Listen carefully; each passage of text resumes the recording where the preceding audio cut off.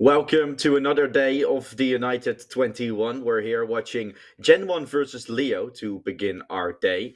And that's going to be a very important and interesting match as well going forward, as Leo has obviously shown up a little bit of good results qualifying for the playoffs. I think not everybody saw coming, but the last match of Leo was definitely a little bit of an underwhelming one. Them losing in their opening match of the playoffs, now facing off against Gen 1 with the potential stand-in. Here we see the bracket in front of us. Kono as a new team wasn't looking all too well on paper, I felt like, for Leo team, but still the team could have managed to make it work. And now against Gen 1 going up because they yesterday forfeited after the third map was being played. A 7-6 it was in the favor of Gen 1, but they couldn't continue due to them trying to play and going to play the Blast qualifier that there was. So a lot of fun that was had yesterday. Today, those two matches in the lower end of things we're going to be witnessing. And first, of course, Gen 1, where I think they're still playing with KRL. That's not something we're going to have different from yesterday. So that is definitely a little bit of a conceding bit for Gen 1. Let's take a look at of the um, looking at Leo versus Gen 1's Vido, of course. We're going to take a look at things. So I heard we're having Jax still in the game. Jax is not playing. Not playing for NIP. Okay, we'll just have Jax. That's nice. That's better for Gen 1. That makes this game so much harder for Leo. We're going to have Ancient, we're going to have Anubis, and we might have Dust too. So let's take a look at what this game has in store for us. With Jax again on Gen 1, no weird shenanigans with stand-in that it could be, or would or could be their coach or manager. Just a full lineup. And Gen 1 ready to take on Leo team in the lower bracket run that's presented to them. Not bad, of course, for Gen 1 to have to do that, but they could have taken Viperio down if they didn't have to play without Jax, or just had the chance to continue the third map. Run up to the side is great. Currency eventually find himself getting taken away, and it's a site that's under control for Leo.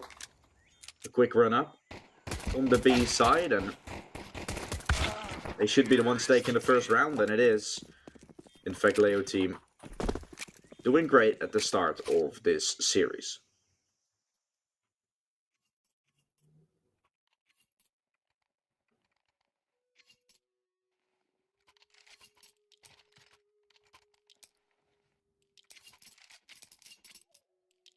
Armor pistols being bought here by Gen 1.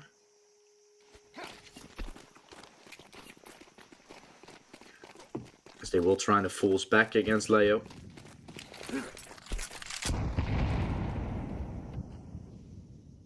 Jax will go aggressive through A. Might find this entry. Not gonna be, as Cleo takes him down. The rest of Leo team tries to put pressure over towards the A side.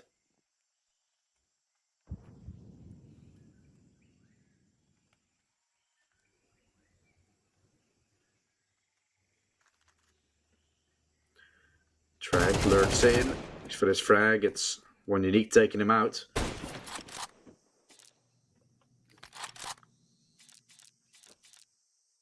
That's the advantage being found here for Leo. 2-man advantage. As they're definitely trying to prove themselves here in this game. A win would definitely help with the future of Leo team.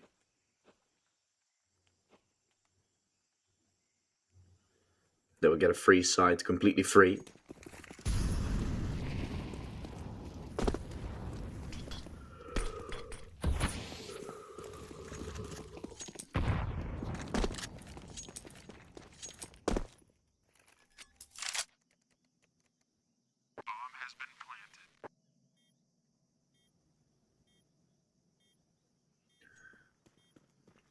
Saving the rest of the weapons are Gen 1.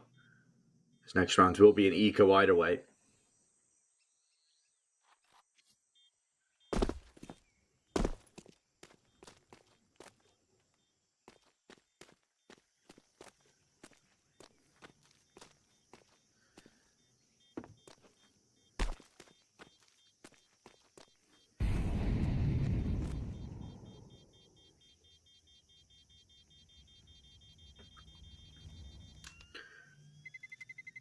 The most damage they can do.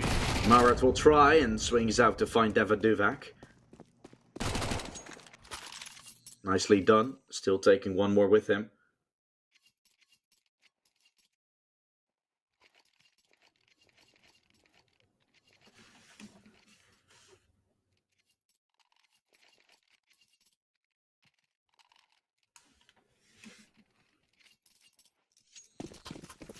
Like mentioned, not the buy for Gen 1, so they're going to be the ones just playing with their pistols. And the weapons they'd saved. Should be able to go 3-0 down, of course, which then cause some chaos. Rifter had created some chaos there in the early stages by the fight against Brooksley, almost losing that one. Well, eventually execute towards B will come. And Gen 1, will they again be looking to go for this save? Only one piece of armor and the scout. Do you want to save that if you're Kersey? I'm not too sure. You might want to look into some exits, but the same might and could be sent by Leo team here. So Cleo will go aggressive already. There's the Mach 10, finding nothing. No kits available, so if you want to go for this, you gotta run if you're Gen 1. No time for a defuse anymore. Just trying to do some economy damage. But none of that will look to happen. They didn't want to save the weapons anyway. So a push there in the late round is still rectified. 3-0 by Leo.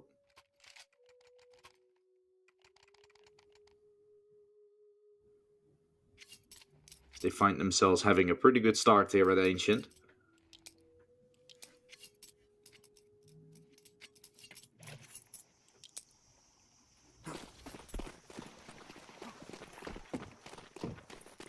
Gen 1 pretty well known for their Ancient and Anubis combinations, but the start isn't as magnificent as you expect.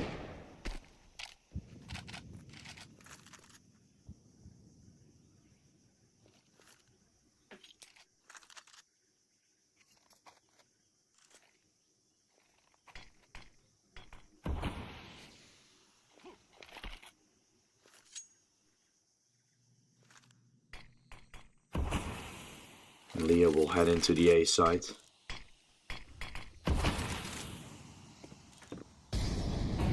There's the flash. Kersey. And Drake already on the side. Kersey with the frag on the op. He played very well yesterday on the op to carry it home against Viperio. Now he's still alive and kicking with aggression from Brooksley. I think that needs to come. For Malchus as well, this post plan isn't going to be easy. Got to deal with a player from Maine as well while Jax arrives. Leo team couldn't get themselves the control they needed. Now find themselves having to battle back a 1 versus 3.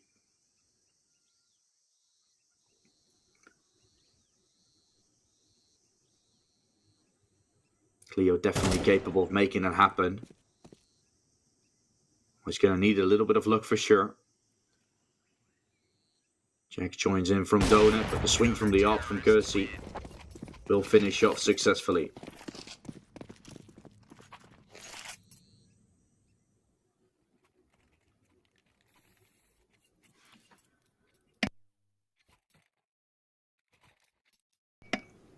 First round for Gen 1 on the board.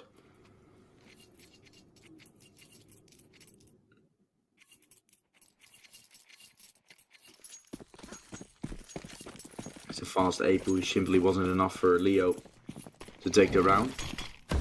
Going to go more to basics. Hearing some of the flashes, Drake didn't want to push his way up. Jax will isolate him. This is Jax into a very awkward spot. He's going to have to swing out. The help will come from Kersey. So he's allowed to get a 1v1 at least. Brilliant shot there from Kersey it was. Really could have been under so much pressure.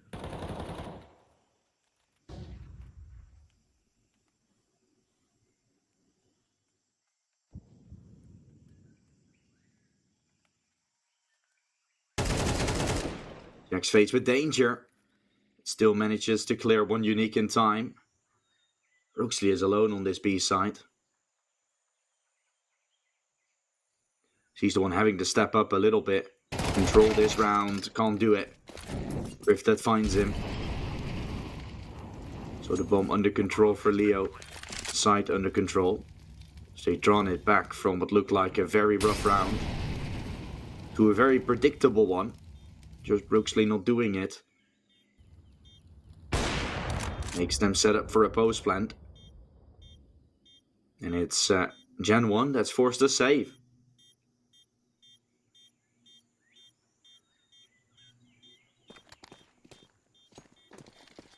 Leo team doing great here on the T side. So they find themselves the first 3 and then first real quote-unquote full buy is where a Leo team eventually strikes. The early setup towards middle, not the ones getting the entry. Gen 1 realizing too late that it was in fact going to be a B play.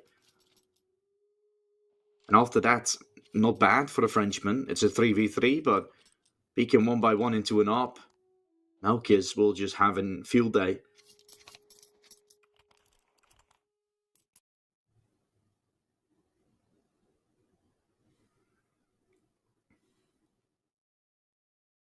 So definitely some cracks in the setup from Gen 1, causing them to call in a tactical timeout.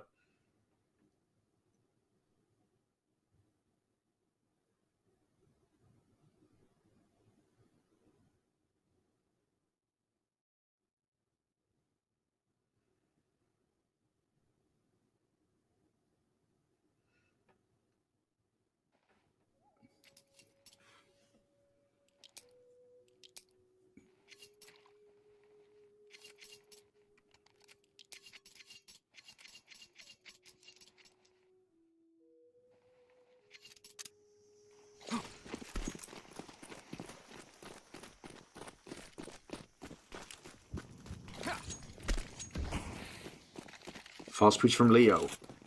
Going A. Straight ahead. Jackson dragged to find as they are ecoing their way through. Was Jax having the only rifle next to the op. Only good for one there. The start. Aggression through smokes as Gen 1 desperately tries to hold on to the A side pressure. But they're getting teared apart by Leo.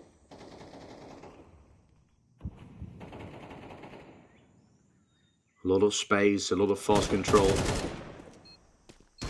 And a 5th that should very well be found by Leo team.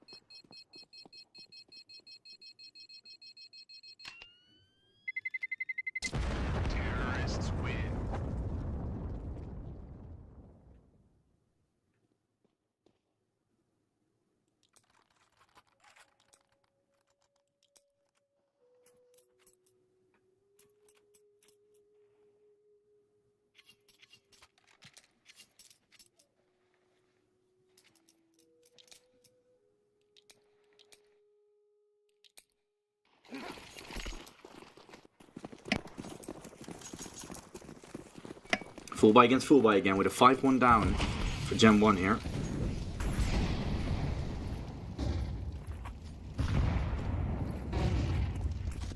They're faced with big danger. Kersey watches them run up but misses the shot. We're on B already. Great sneak on from Leo team. Those cheeky moments are where they have most of their success usually. Smully gets abused and Gen 1 still swarming all of the site, trying to make sure Leo team has no way to stand nor plant this bomb. As soon as they tap, there's swings from 3 different angles. There's no way for Leo team to stay alive here. Great setup from Gen 1. Marat tries to break out to some extent, but no way that's going to happen. Round 2 for Gen 1.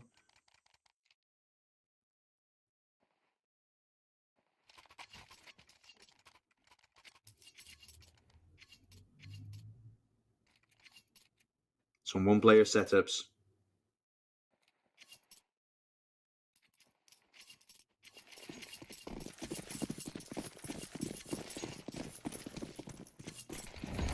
Some multi-frags, but...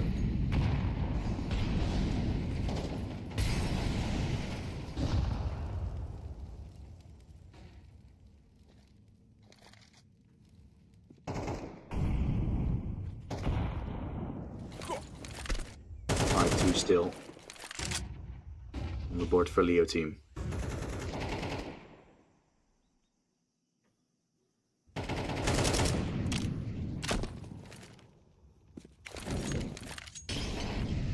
Control over ramp and bottom middle.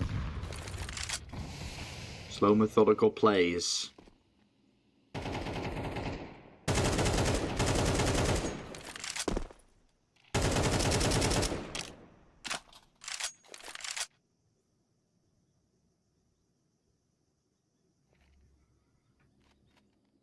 Rotation towards B while Krifta's gonna lurk.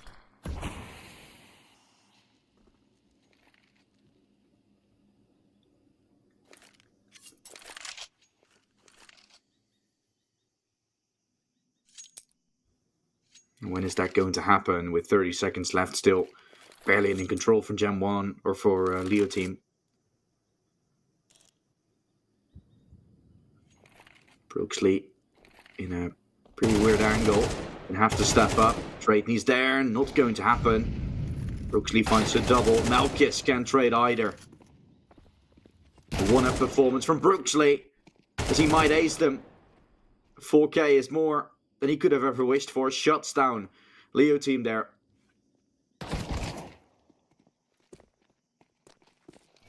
Before you know, blink you miss it. The round is going to the Frenchman.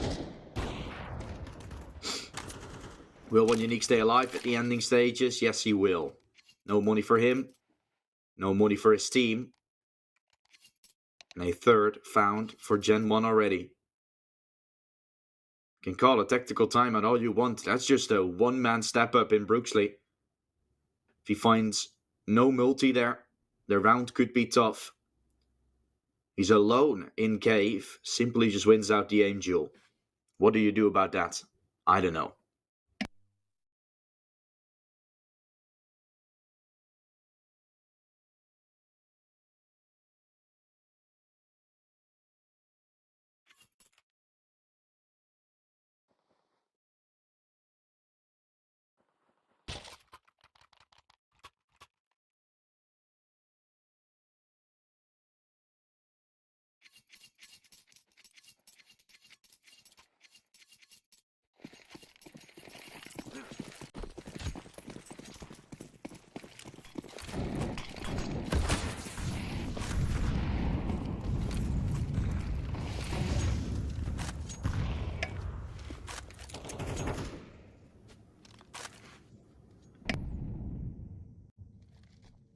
Good entry from the 1 AK.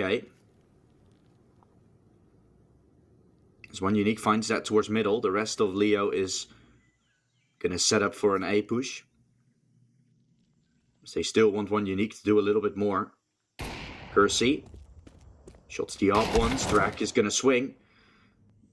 That's catching him by surprise. The rest will push out A. Kersey will hear this. Collateral gets found, and the rest is history. And Gen 1 control the A side and taking a fourth. They'll come back in the midst of this game.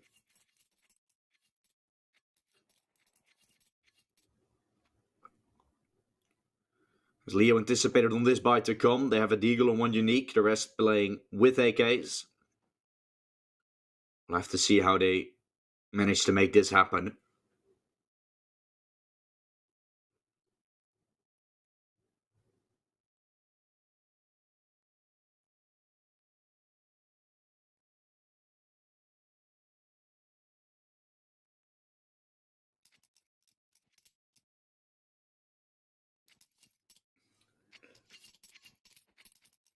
Caster, could you pull up the headshot percentage for me, please? There's no such thing as for me controlling this, and there's no such thing as a headshot statistic that I can show, unfortunately.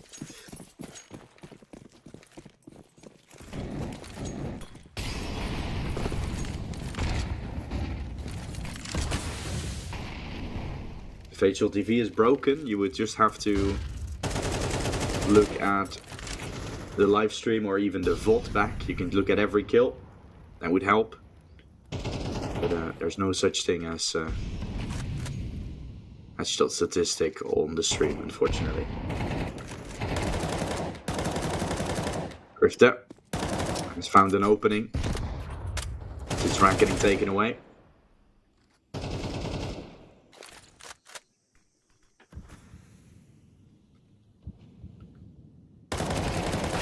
Advantageous spots and now getting taken away. That's A side broken open. Yeah, on the HUD there's no like information. And when I would be in the game, I could do tap, but I'm not the one in the game, so I can't do that. That's 6 for Leo. As they're the ones running their way into Donut. I think Gen 1 left the A side too soon there a bit. Expecting it to be an ending towards B, or just trying to save for the next round, considering they already lost the opening fight. It was a double Donut stack now that I look at it. So that was where Gen 1 went with, exactly just where Leo team was overrunning them. Leo won't care for Brooksley, he's hitting everything. He's doing so good. Just like Cursor did yesterday. Brooksley and Kersley really had a field day yesterday when they played with KRL instead of Jax. One of the main reasons why we had a Gen 1 performing that good. I do say Viperio wasn't as good. They were not playing comfortable. It didn't feel natural what they were doing. A lot forced, and they definitely need some work, although they're in the upper bracket semis, so what can I say?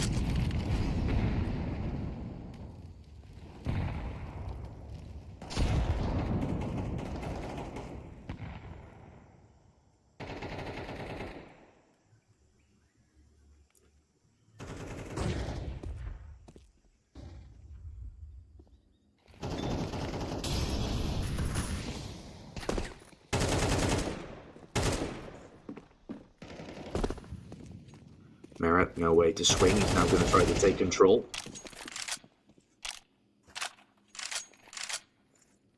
It's a new mag in, and that's where the aggression could come from Gen 1 elsewhere.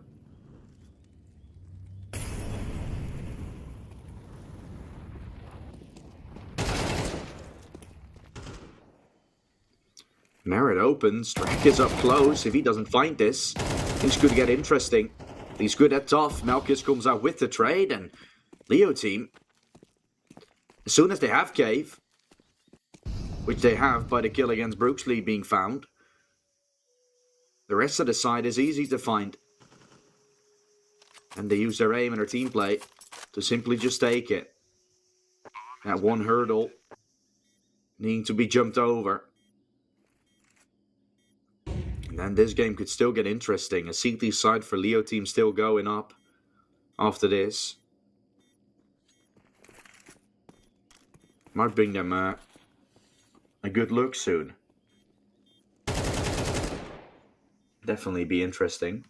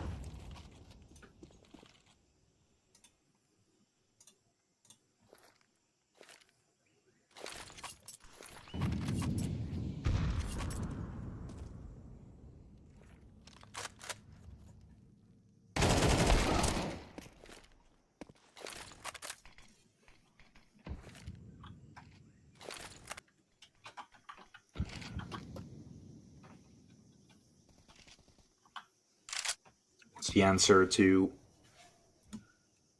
an aggressive move by Leo towards Cave previously. You fight for ramp, but you get yourself an opener. With a minute left, still no control from Leo has been found with it, making it a very dangerous situation.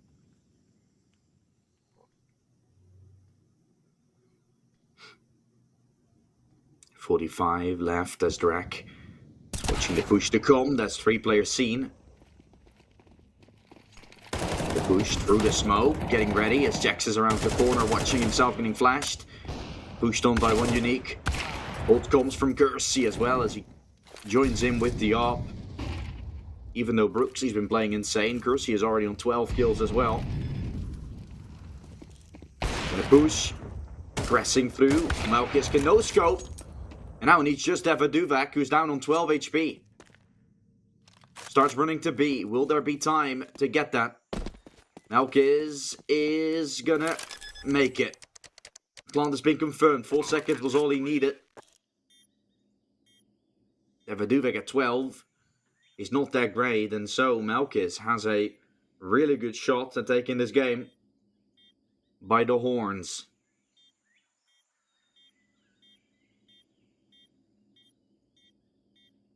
He will try to make it happen. Malkis watches. Tap from Duvak. He's going to go for a stick. The nade. Oh, he's not going to throw it properly. It bounced it off.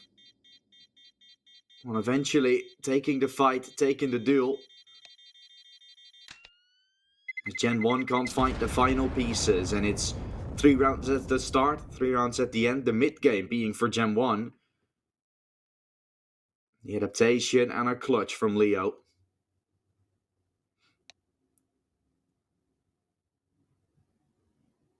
We're looking to go into a second half with Gen 1 not in that good of a position necessarily. They do have 2 players that need to get online a bit.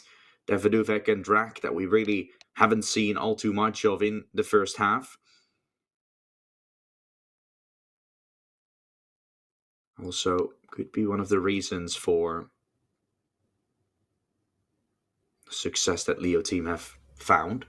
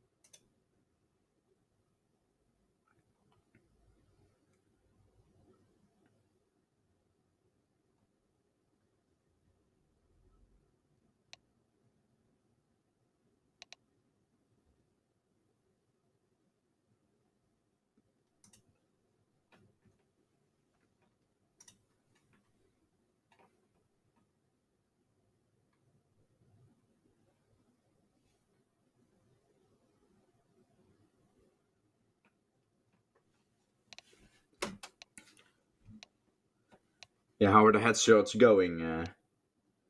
E.World.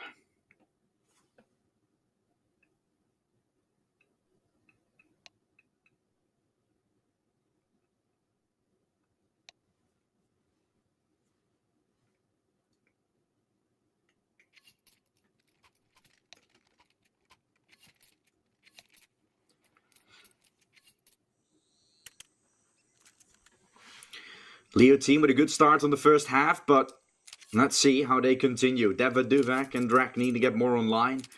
For the Gen 1 side, if they do that, the game is a completely different show. Leo team need 5 more, that's all they do. The start of 3 can immediately put them on to 11. Can always help, but the fast push from Gen 1 is definitely great. Out of control, out of reach. Triple kill gets found. Immediately Duvak more online as he doubles his kills to take the space on middle. And a coin flip round as this pistol can be. with it looking solid for Gen 1. There's definitely a good way of this being very interesting. Good looking rest of the game, Cleo. Nice shot there at Jax. Duvak makes him fall. It's a 5th for Gen 1. Leo team. Don't know if they will be buying into this. Or if they will eco for the 8-6. No, they're gonna buy. It's 9-5 with a chance to accelerate, or it will be 9 or 8-7. Gen 1 making the comeback.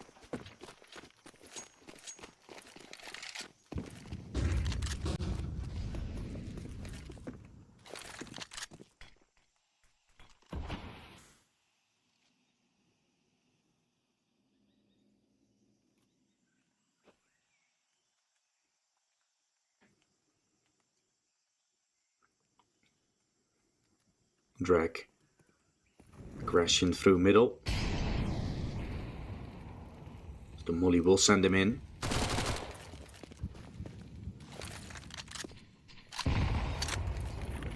No kill on one unique yet.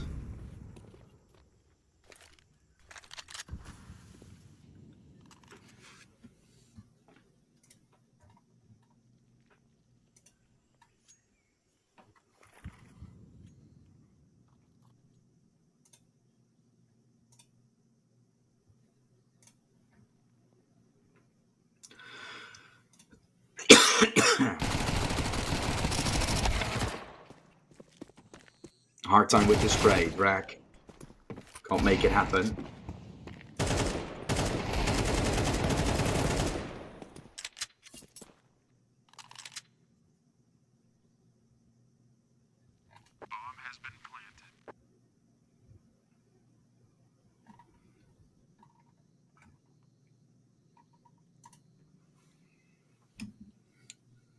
So we're looking at the 6th. Krivda has found the only kill so far for Leo.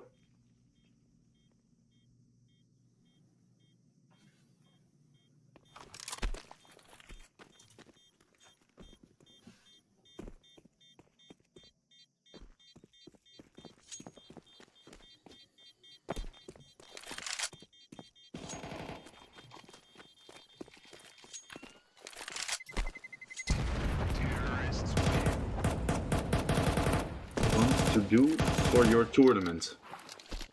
Wait, 2mix. What do you mean exactly? How we can see photos? I want to do for your tournament. Do you want to create an own tournament? Is it for your own tournament, or what do you mean, Tomix? Let me know.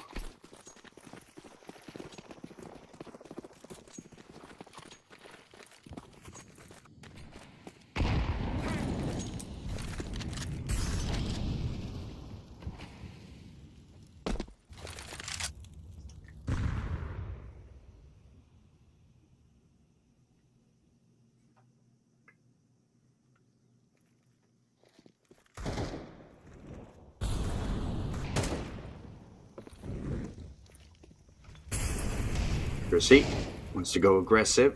Takes Merritt down from long. Leo up close. The future phase. Nuke is on the side. Gets run down. Like I said, it's either a 9-5 or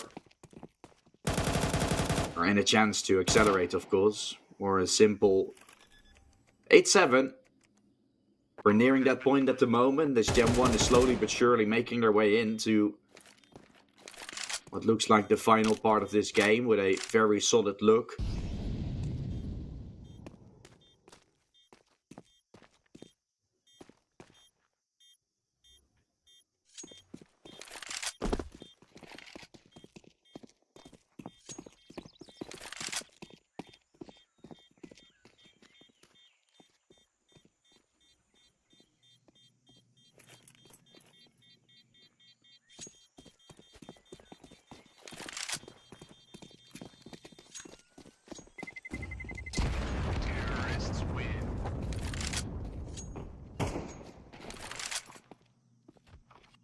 Gen 1 with the control at the moment.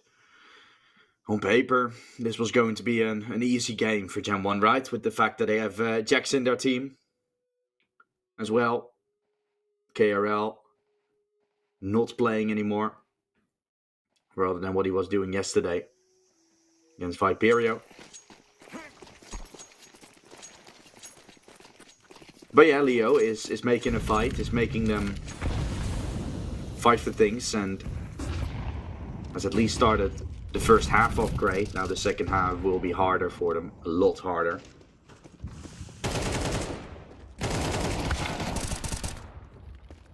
Aggression from Deva Duvak as he sent out of B. The rest from Gen 1 will go A. So the bait and switch as they're ready to immediately take the A side. We'll be getting the plant. So the retake will be inbound. 30 seconds, all that's left. They have a kit on Krivda. With that, he's going to have to join them on CT. Kirsty doesn't want to hide behind the smoke. Now having to get ready from the temple push. She's on the side. Not able to hold. Step on the ball, not the stick. Now they will go for it. Skrifta, 3, 2, 1 seconds left. Oh, Drac! There was so little time left on that defuse. It actually is a magnificent round for Gen 1.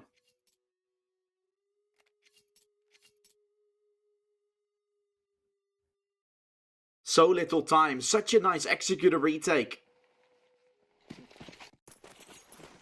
Leo team joining up with each other. Lots of isolated fights against Gen 1. The only thing they couldn't do was stick the defuse in time. And Zdrak took them all. That is incredibly lucky there from Gen 1, because that defuse should have happened. I could have pulled everything back. Now just MP9s to work with for Leo, but a pretty nice execute there, flash. Then the boost from Cleo to open up. Krivda will go aggressive and he plays close with his MP9. Future phase, damage done! Krivda, a huge double kill. And Leo team that will walk away with an armor SMG and pistol buy. That's incredible from Leo then again. As they're once more in the lead. Great move from Leo team, and gotta say Gen 1 simply didn't seem to be too aware of the push possibility. I guess they should have been. Wasn't all too much of. Now troubles could be on the horizon. If Leo team finds 4 more, the game could be done, but Gen 1 still nearing its end as well. The flash is great to send them in. Double kill from Malkis. Around the corner, there's more paranoia in play. Leo team with a little bit of an itchy fight there. Malkis took that double. Gen 1 trying to trade that out, but the hold's been great on middle from Leo team.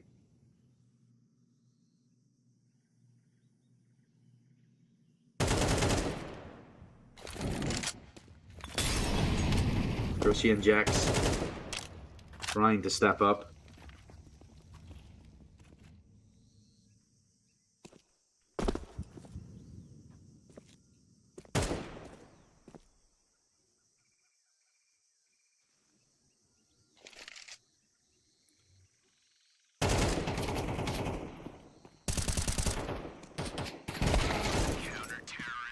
There we have it. 10 on the board for Leo. Flawless round. They will also force Gen 1 into a weaker weapon buy, it looks like.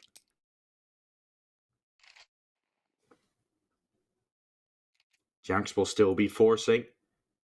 The rest from Gen 1 should be having just a bunch of pistols and armor. It's going to be dropped over to Drak. He's going to be the man with the hero AK. And let's see how Leo team can hold on to this.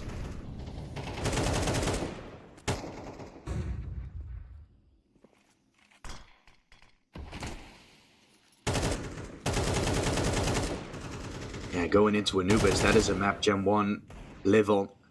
Love to play, but... And Leo has a chance to snatch that one away as well to get it to victory. I don't know which way it's going to go.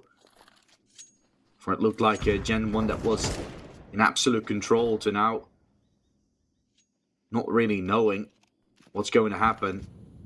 This could get really interesting.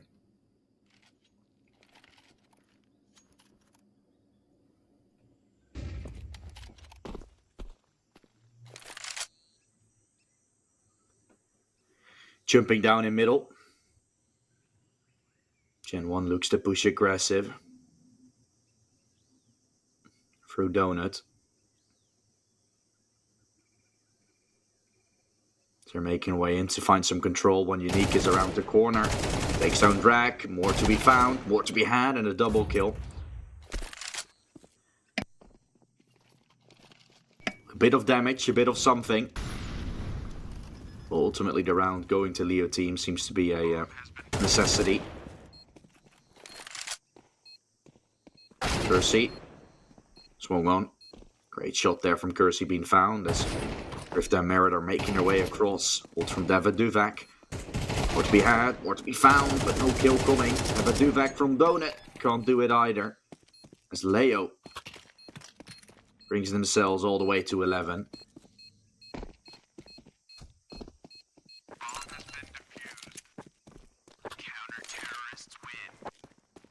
Controlled for Leo.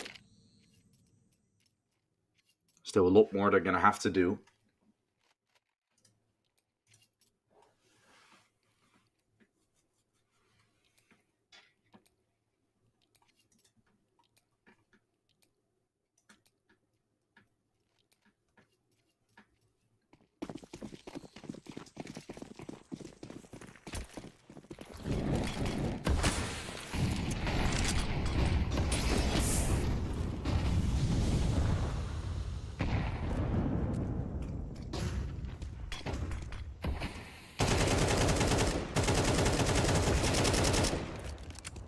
Shot from Malkis to open, and he finds himself a double.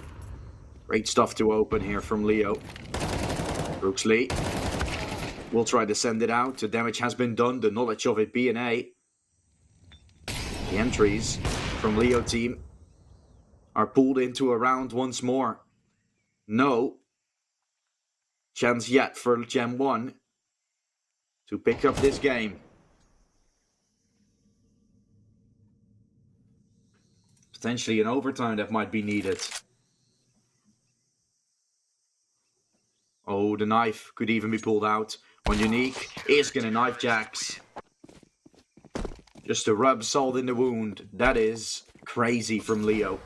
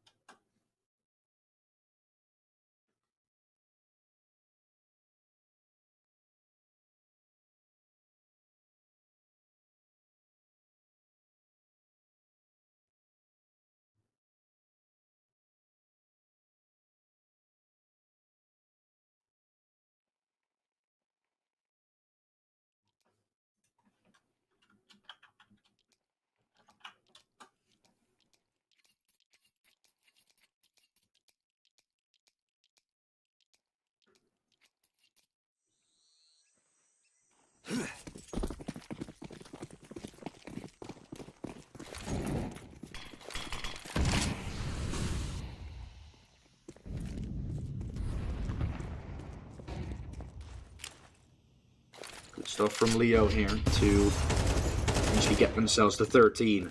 A weaker buy. Gen 1 will push up. This really puts the game up a notch. So it can very well be Leo.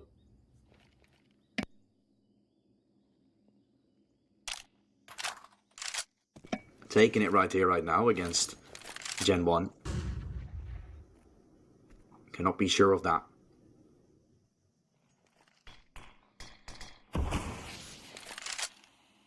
second map of Anubis that's also lurking in the shadows, where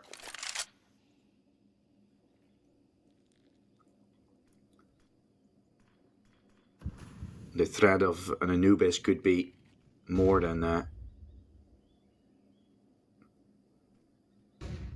just a loss. It can mean elimination from the tournament, where Gen 1 is going to have to reset properly. Running in, Merit trying to do what Brooksley did. Found a 4K on the CT side just like that. Now just 2 are found. Brooksley can trade. A shot from Malchus will bring Gen 1 over to the side as they have control. Look to hold on. Managed to 5-7 out to try and do it. Lots of damage as well with the team damage being done. Baduvak will try to swing to no avail. Tap on the bomb and then the swing from Drag. He tries to make it happen. But it's Leo team that takes their own map pick here in the series. First game in the books for Leo team, as they're the ones finding it in a 13-8 fashion. Now we'll go to Gen 1's pick. Like I mentioned, the map that we all feel like is going to go to the Frenchmans, but with Leo team's performance at this stage, with Leo's performance at the first map, not always doing it basing off those pistols as well, because in the T side of things, Leo team did manage to take a little bit of a leap back. It was eventually going down to an 8-7, with them having to do it through the full buy. So nothing is given. It's just taken swiftly by the side from Leo team. And now I'm looking forward to see what Anubis has in store for us. A start of potential T side with a little bit of a resurgent play. It can all be happening right here, right now. So let's see what's going to happen. We have about 11 minutes until we're starting with the second map of play, which would be the map of Anubis. Chance for a 2-0 and elimination for Gen 1. That might be on the line, but they can also make a reverse sweep come to fruition. Thus too would have to be called upon in the end. But first, we're going to head to Anubis. See you soon.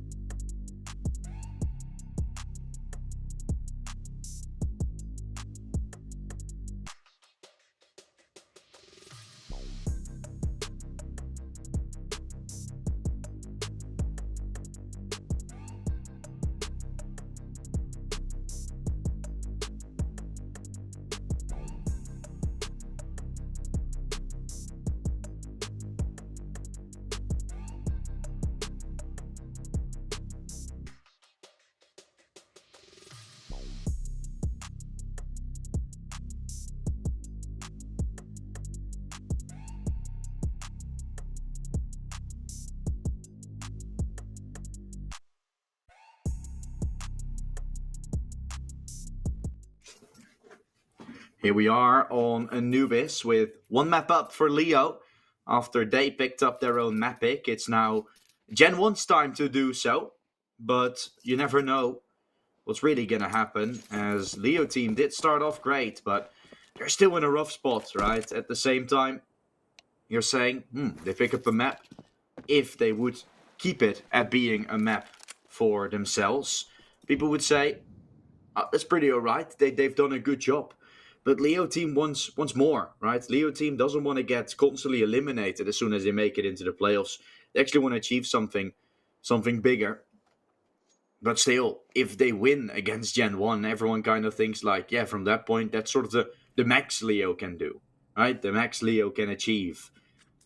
Again, only in lower bracket 1, you found a win against Gen 1, and the rest of the tournament still completely there. So Leo has a lot more to do and a lot more to prove when the expectations are incredibly low. They could have proven us wrong by winning against Kono, but the fellow Ukrainians took him down. And that brings Leo down into that rough state of constantly back and forth throwing and never finding any safety. After that talk, the round is already beginning. Leo team still have a lot to prove, so a pistol would be nice. And there it is, the pistol round for Anubis.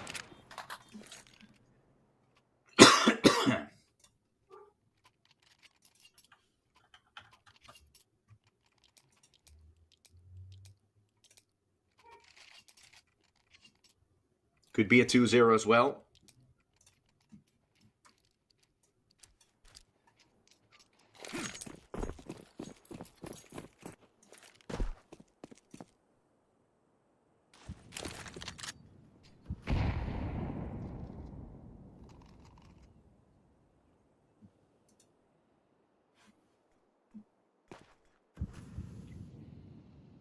And after that, Leo team continues to win those full buy rounds as well. Gen 1 could find themselves into a very rough position. Of course, Anubis can be very T-sided in a way. We've seen the CT side work on other maps as well. We've seen what Leo can do on maps like these. Definitely no shame. Great damage from Leo here at the start. All down to Devadu back with the MP9. Gets drawn away as Leo puts up a second on the board here at the T side. That was the fool's buy from Gen 1. Now they got an eco.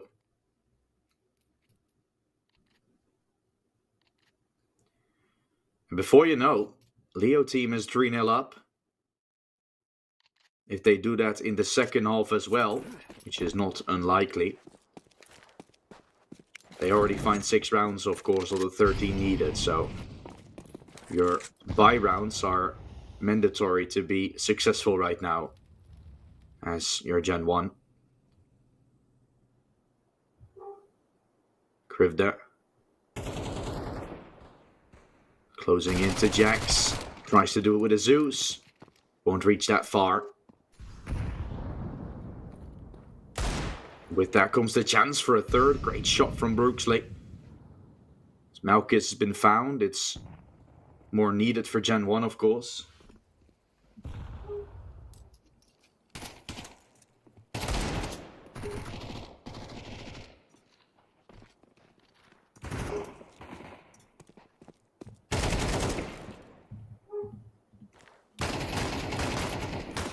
Nice start here for Leo team.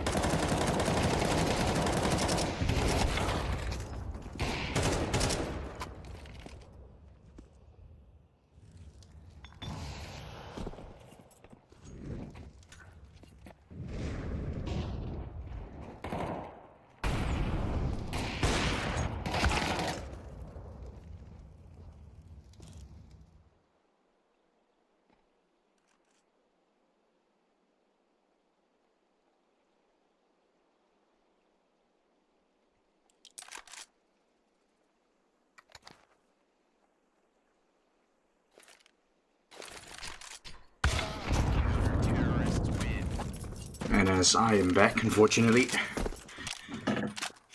missed a little bit of the game. My dog started barking, so it would be very bad for the stream. My apologies. Well, we are looking at round 9 soon. Leo with a nice start. Don't know how the transitions exactly went, but I can see that Leo Gaming have picked up the first 4. It was a round for Gen 1, then 2 for Leo, then 1 back from Gen 1. Leaving us in a important round for both of the parties. Not the best buy that will come from Gen 1. If they continue on having.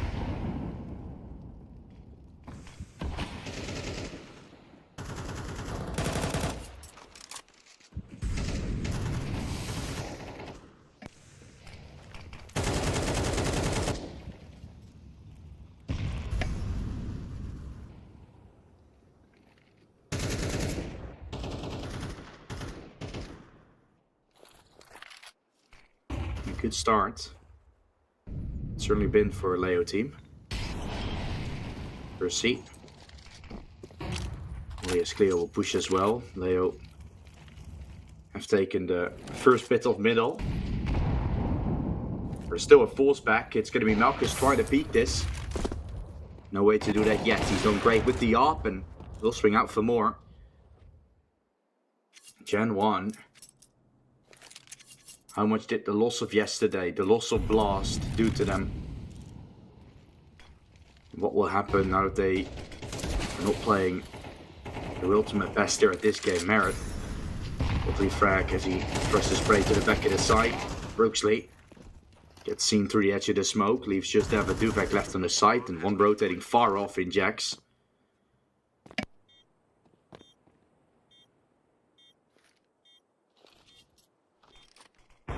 Could easily be around for Leo.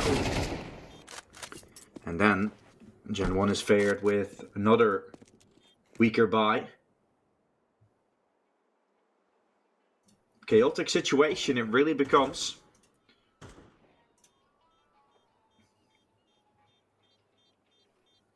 As more and more is started to be found.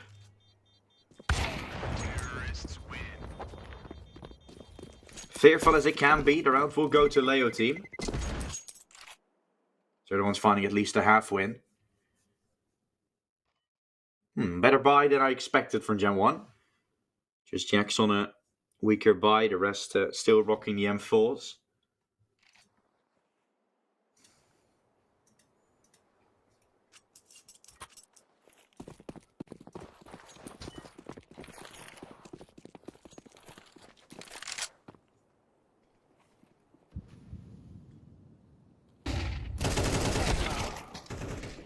Good shot from Duvak as he finds Cleo. It's an opening fight for Gen 1, take it. If that needed more. Jax has been found.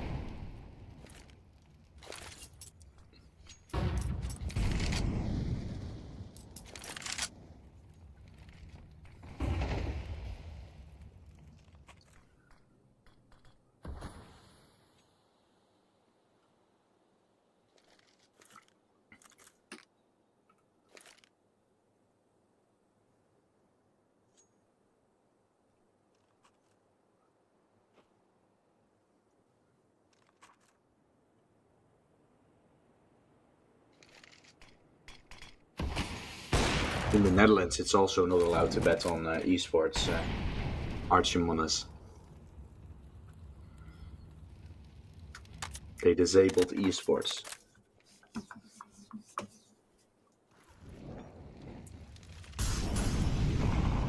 Molly to the back with execute coming from Leo. Brooksley watches and gets pushed by one Unique. Great shot is found and that will put up Brooksy onto the first. Nuke is going to find Merit. Double peek toward main. Could be found. As now they know where all 3 of them are. Easy round for Leo on paper, it looks like. Because they know everything. Oh, great shot. Malchus drives Duvak away. And that's the 8th from Leo team already. Gen 1, Gen 1, Gen 1. What are they doing? Why is it not working?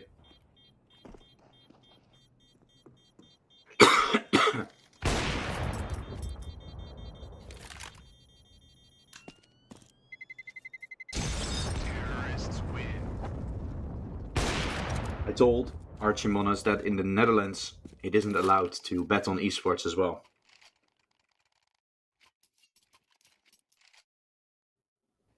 We can bet on sports and slots and all that stuff, but in the Netherlands there's no esports. Or there is esports, but there's no betting on esports. No clue why. They just don't allow, or they don't think esports as a promising, I would say, field, I guess. I'm not too sure, because in the Netherlands we all want esports to be bigger than it is. Kinda, so it's weird. That is Leo team just running away with things. What a mid-take. 3 players from Gen 1, and they do absolutely nothing to stop it. Bomb has been planted.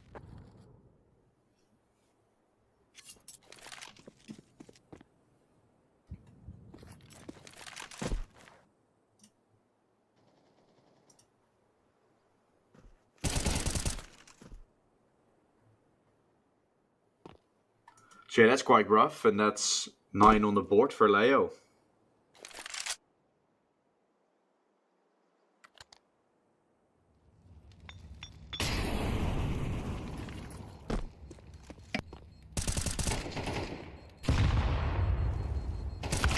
If a Duvak gets swung, Rifter finds him.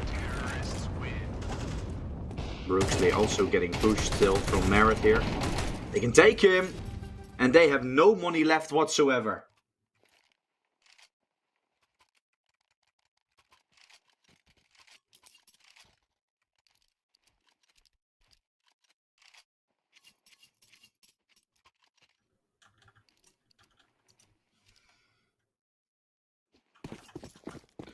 And this game might be done very soon.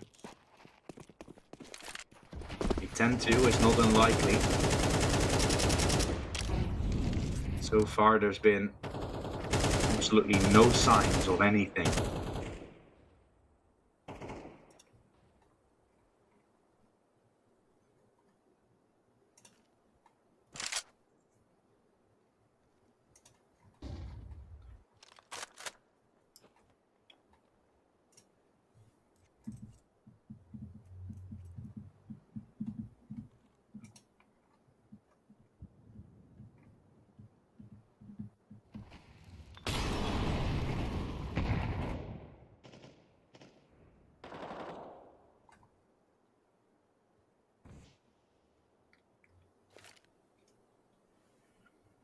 No signs of anything just yet.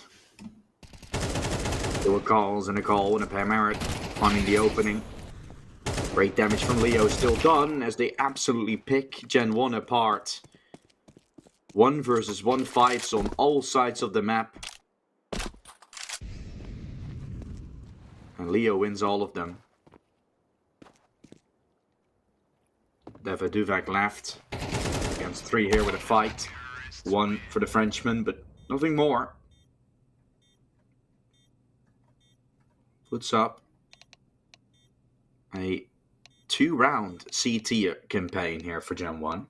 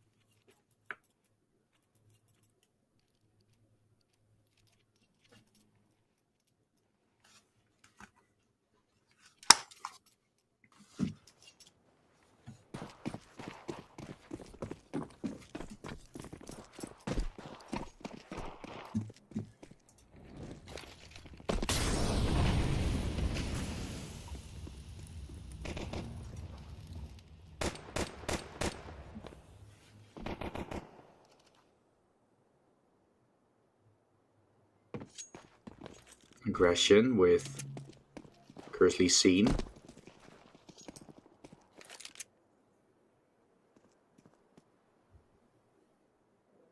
No damage done just yet, as Gen 1 will look to slowly make their way to the A side.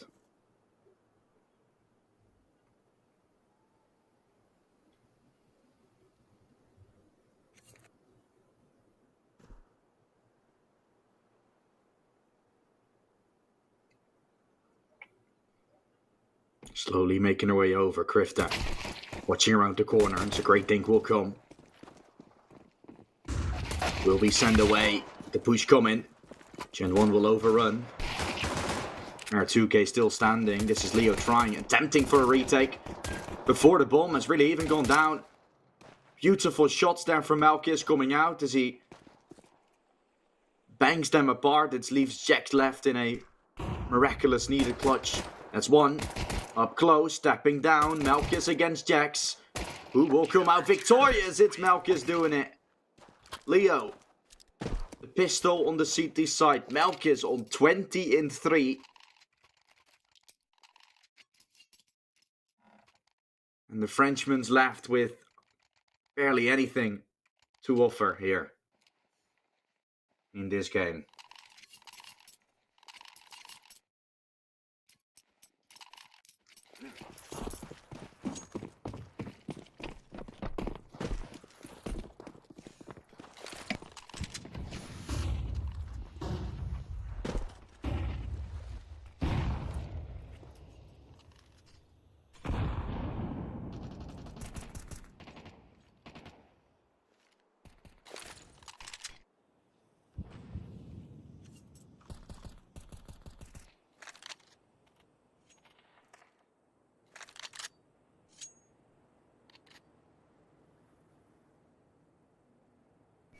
Of course, Gen 1 is going to buy.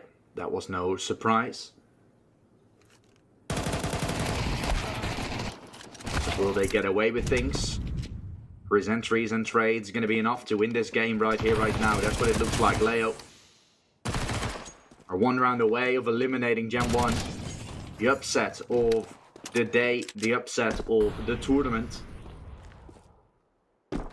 And a Leo team that can then, again, be happy about their performance this tournament, but they want more. And every single game is still going to be tough for Leo. Every single game we're going to say, yeah, but they did win this game against Gen 1, so maybe that's giving them a boost. That's going to be what's left to prove. Gen 1 will buy. And there's a revolver being bought by Buxley, knowing how much problems this game is having. As it is almost certainly a done deal.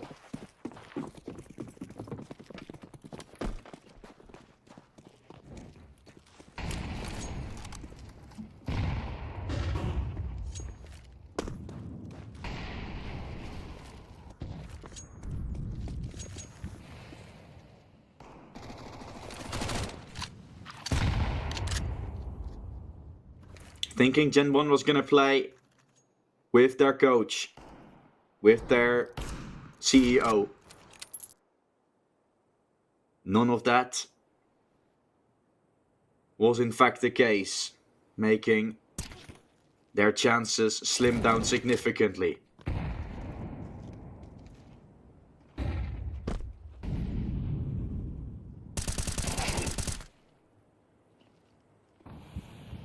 And there's one Unique finding the opener, Deva Duvak.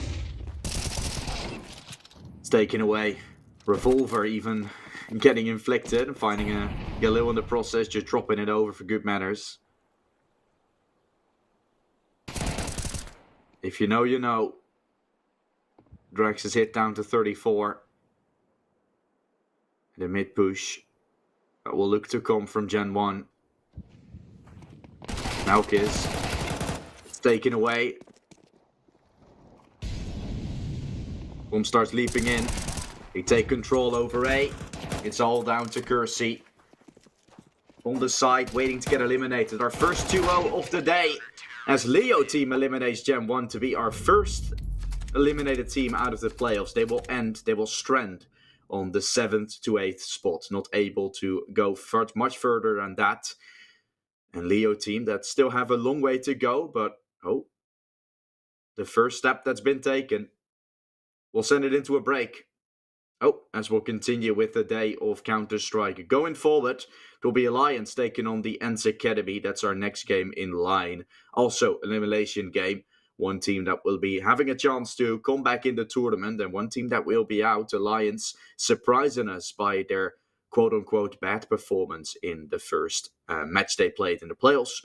And ENCE, of course, that still always are going to be a team feared of to make a little bit of an upset. So in about 45 minutes-ish, we'll continue with that game as the day of Counter-Strike continues here at the United21 with Alliance versus ENCE Academy. See you in a bit.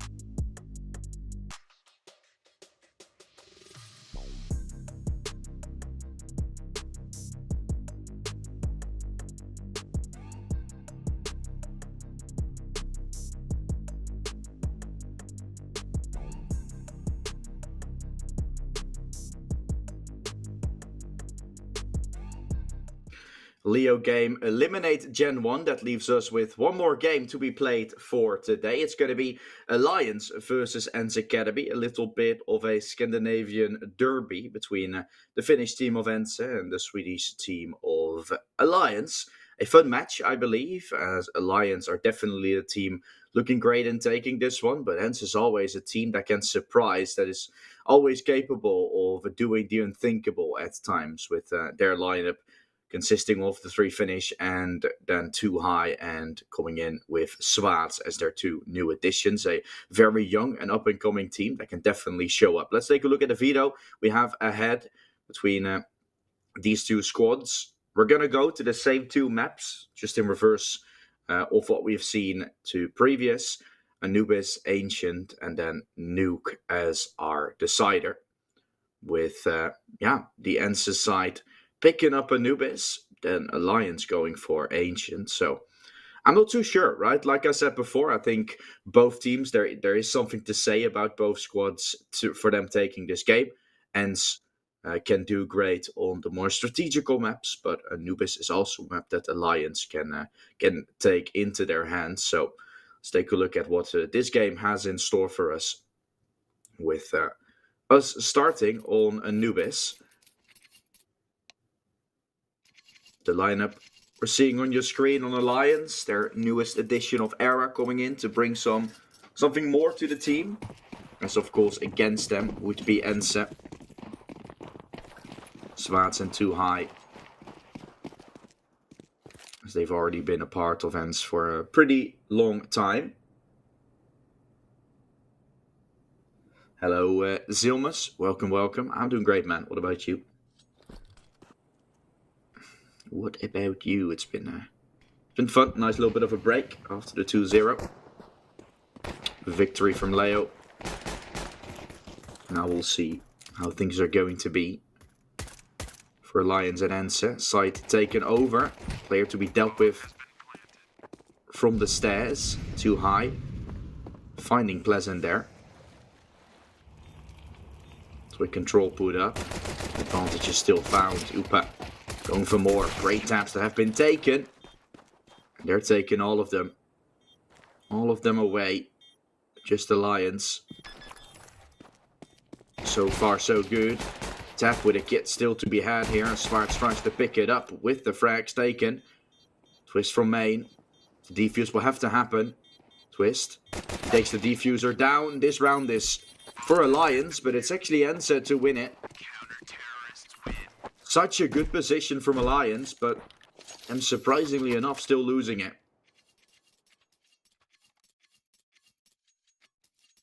I'm from the Netherlands.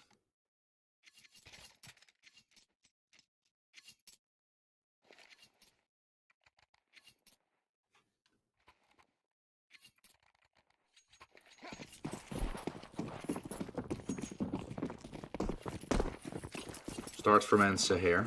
The start of this game. Fast push from ENCE comes out as they're pushing up middle. 2 high. He's going to open up. They find themselves the first. Trade from Pleasant will come. ENCE definitely do have the possibility of taking this game by storm. 2 high. Swaats still both in the middle. Trying to help each other out.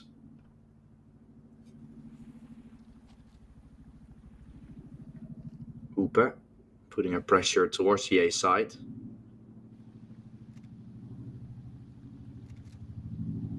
With Temmer waiting there for it.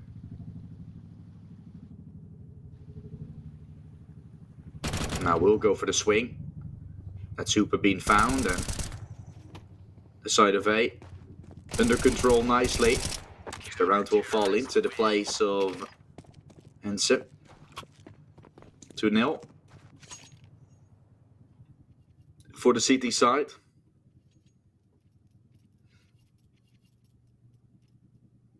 Where are you from, Zilmus?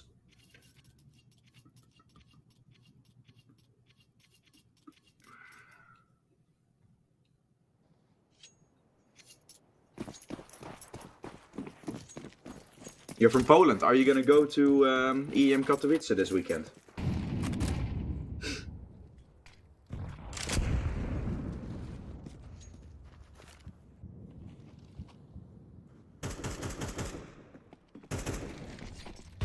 You're from Warsaw. Yeah, I'm gonna go there. I'm from the Netherlands, but I'm flying tomorrow to Krakow.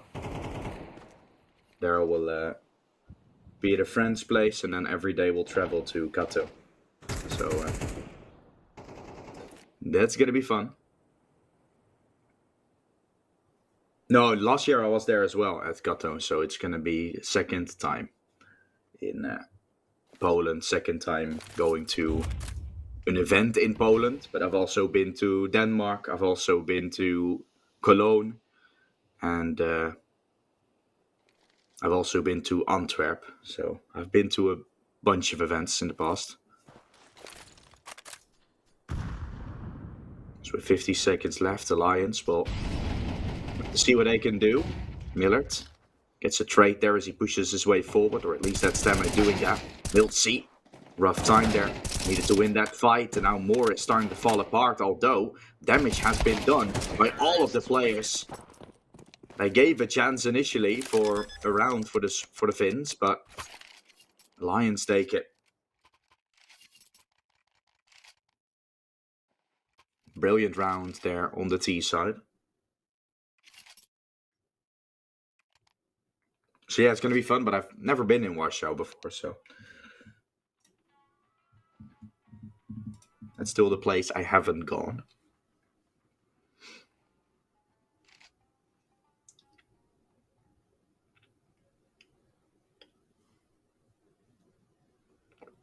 Calling in the tactical timeout here, as they will also have a bye. But this would be their final bye before they could find themselves getting into a little bit of a hard time with economy. Same could be said by Alliance, so for them as well, a stressful game. So trying to prove themselves for the Alliance org.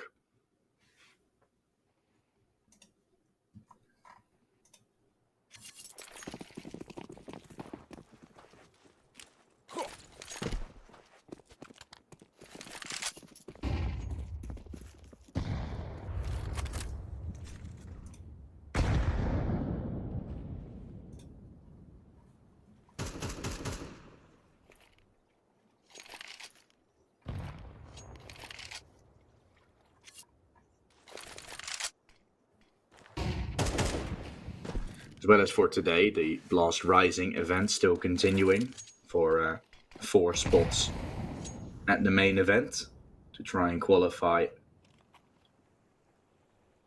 for the Blast Open. Look, that's going on right there.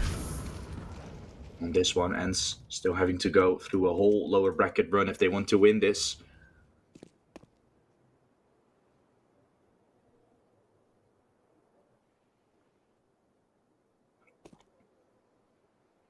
Twist with Avid up middle. Kill from Avid will come. Well, Twist is gonna knock on the door there towards main. Problems still not fully located. And ENCE that will walk away with a third round here onto the CT side. Not the best buy that will follow up, like mentioned. So this is a really good start for ENCE.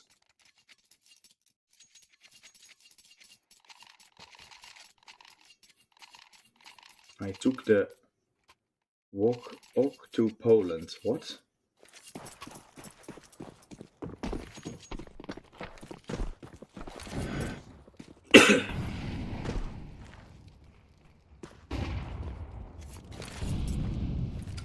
Maybe Zilmus I will once visit it.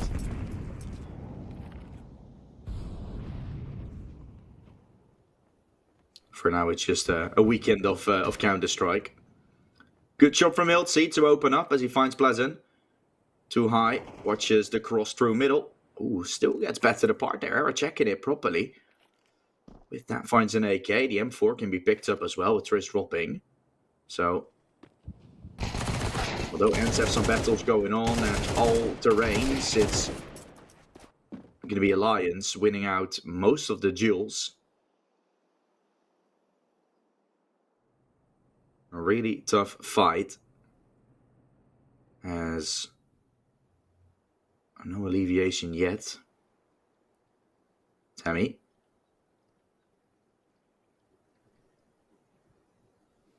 Not daring the swing just yet.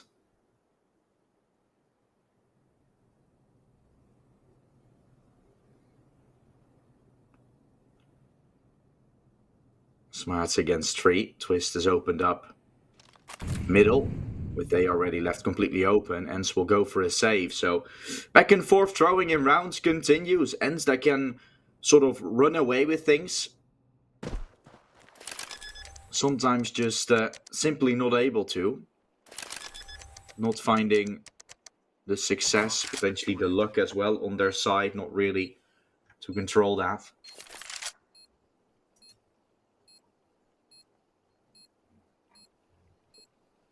With that, it will continue to be a hard time.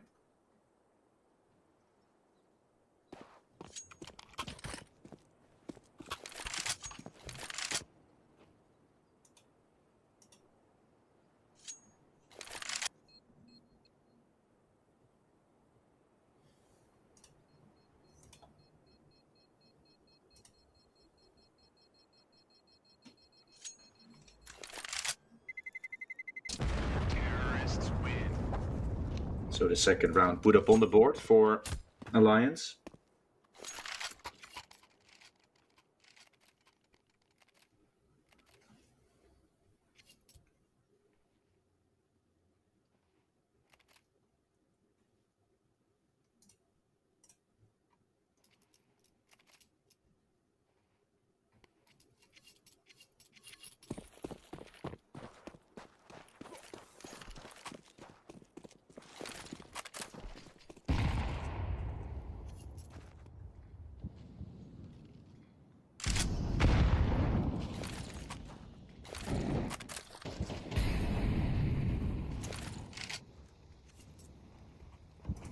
With Endpoint yesterday closing out their CS division, there's a new era of Counter-Strike that is obviously not really considered all too nice, potentially, with most of the tournaments requiring to start using VRS if they want to have it. Lesser chances for esports orgs to get their team along. Well, at the same time,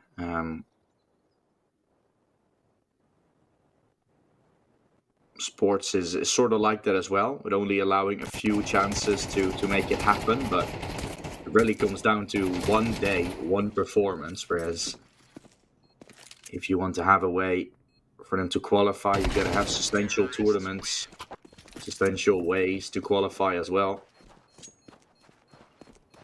Now it's becoming hard for an esports org to get managed, unless you want to play constantly these type of events, which are nice, but like mentioned, not really adding too much. I mean, United21, they say it's not just a tournament, but we've seen 27 seasons or 26 seasons of the same thing, which is not bad, but just doesn't add much to like a competition or an added layer for a team to say, hey, we're interested in bringing an org because they can, for example, play for playoffs or the finals.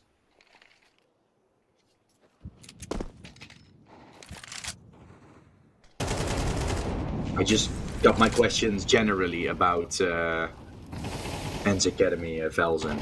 I'm not a big fan of the team.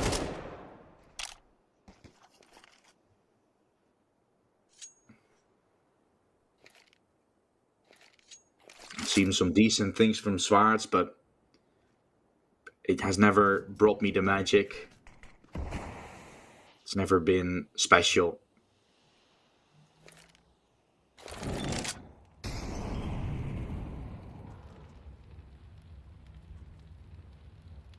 The victory against Alliance could definitely be nice, and start has been okay, but when you feel like they can sort of like push through, that's a round going wrong again. Like, As soon as you think they can start to be like 4-1 up, play up against an eco, then Alliance wins that, whereas the rest of the rounds are played brilliantly, but just as one you expect the most of doesn't. Impression could be cold. Switch gets taken. That opens up the way for Alliance to push onto the A side. Find themselves the plant, and here is the post plant for Alliance following. No kit available on ENCE's side. So them going through CT is the only way this round could still be feasible. Having money to buy next one, so I think they're just going to send it in. Too high. Looking for intel. Trade from Miller comes out. Up it goes for the swing. Can't find them. Two players still on the site. So trying to run Era down. He's baiting the time. Milzy will be the one finding the kill, but not the round that's going to go in the hands of ENCE. Close one. This is one of those breakthrough rounds that you can find, but Alliance will manage to win that one. As ENCE get put to a full buy again, probably a bit weaker. They keep on losing.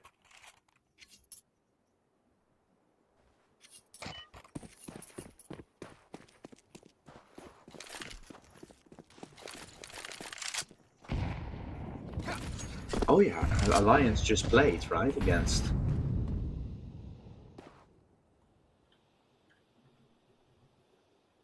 Alliance played against Gen 1. They won 2-0, 2-0. They won on Anubis and Inferno. ENCE played against Aurora, where they lost Train and Nuke very convincingly.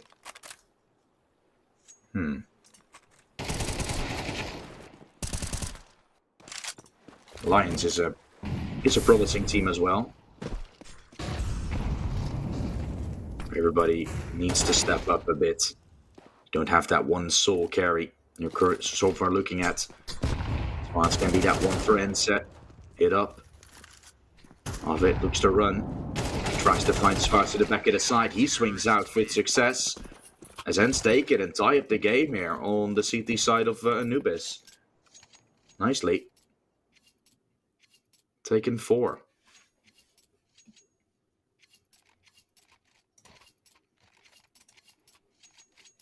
Hello, Kite Haushimai, or how I say that. Saida, I don't know. Hello, welcome, man. See this stream.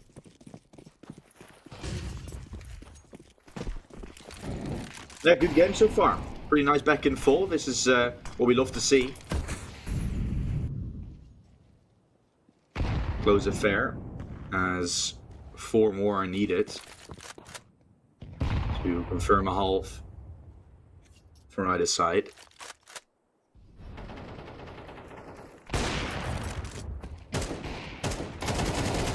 Good shot from Miller to open up. Second kill will get found. Trying to go for more.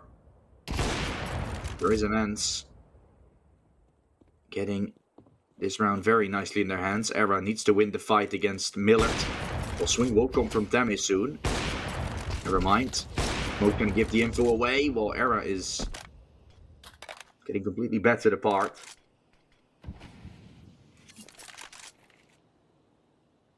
Era together with Upe joining up to exec B eventually. Should be ending B. Tammy shouldn't swing here. Might not realize the danger that's ahead. It is in fact Era finding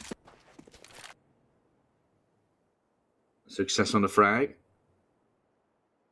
Svarts is leaping in with a lurk.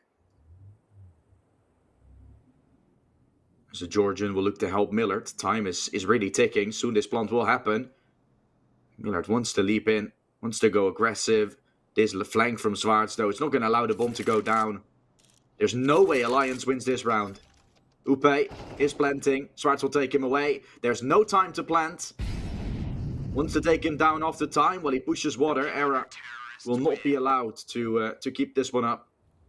And so the round will fall into place for ENCE. A good one picked up. Taking a lead back, putting Alliance back to a bunch of pistols. And these are the rounds ENCE can obviously take to take the lead. They will buy. It's a half investment. You break them now. You have an eco facing up against you. And your map looks really good all of a sudden for yourself.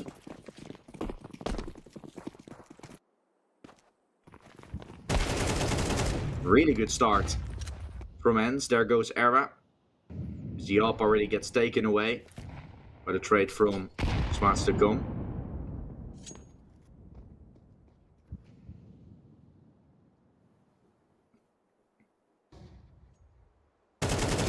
Alert seen. Peasant just slowly peeking into an op. With that kill being found, stack from ENCE is required. Playing one towards A. What bit will be? He's gonna lose the round anyway. So they're trying to play a little bit of a alternative setup. Potentially a water push or a con stack that can make him help out. They just need to find an entry somewhere so it's tied and it's then more possible to play a setup. I was gonna say they would probably push water. And that's the call made right now. Mid checking window. Miltsy turns his back. Missed shot from the op. As they might pay the price for that. A trade gets taken. Now from heaven all of a sudden. Tammy is more in position to take this. The lurk comes from Zwaards. Tammy had to do that. Without the kill found, Zwaards can still lurk from main, but there should have been one kill there from Tammy to make this retake so much more interesting. Now it's going to have to be some miracle plays from ENCE. Let's see. Clearing up close. Fight against Upa won't be won. Nade to the back is not enough as Zwaards will most likely go for the save. And again, a round where you kind of feel like ENCE is playing it great. But just one fight not going to Tammy there. And the openings that really weren't ENCE's. Hard situation to deal with. The game keeps on going back and forth and I was not really knowing which way it's going to go. This might be a very close affair in this game.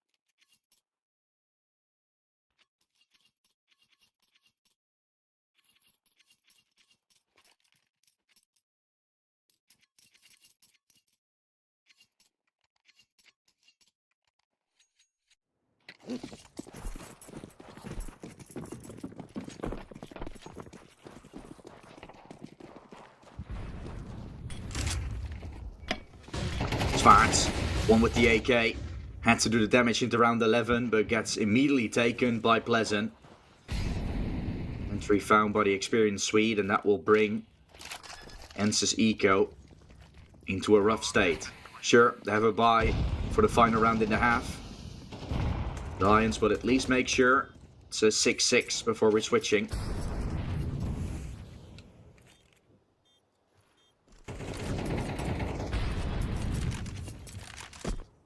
That is the Lions being, or providing us with a very promising look all of a sudden.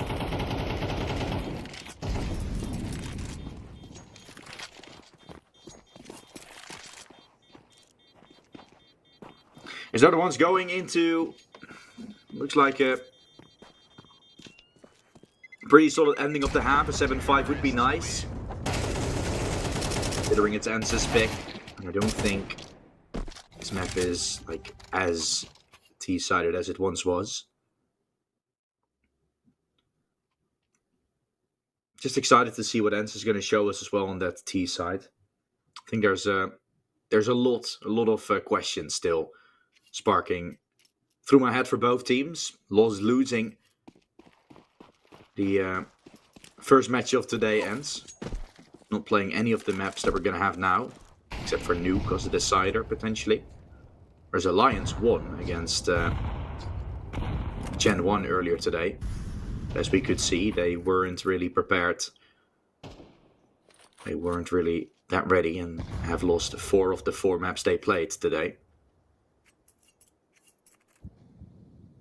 So yeah, it becomes a bit of a question how Alliance is facing up against ENCE now. Twist lurking through middle. Round the corner, the swing. This finds the first. Zwaard's taken. Molly will force Millard out in the open. Now to the back of things. He tries to hold. Gets taken by a Vid. Too high still. Hearing closing in.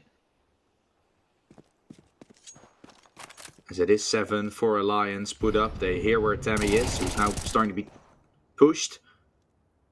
Finn's still allowed to take 1 kill, but 3 more to find. It shouldn't be anywhere close to around for ENCE. Twist will drop into water, and he's ready for this. 13-6 for Twist. As the Axine IP player still showing us what he got. Claiming 7 in the end after the rough start from Alliance, with losing the pistol and all. Acceleration would be nice.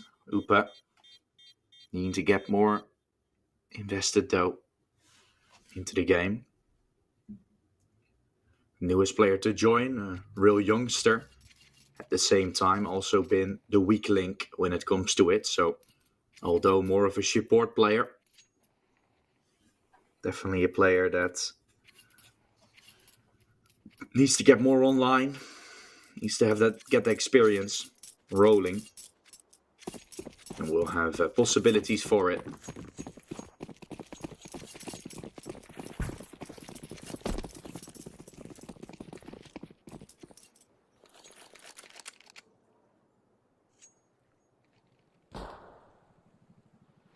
Upe.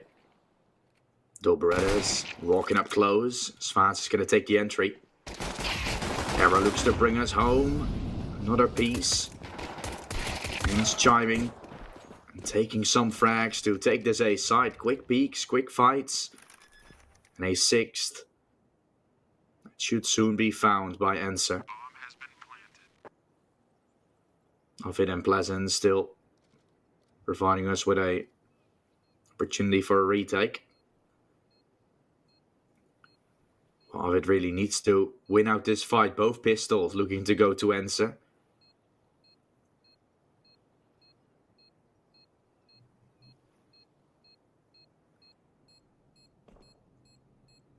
Zwaard's will still swing in.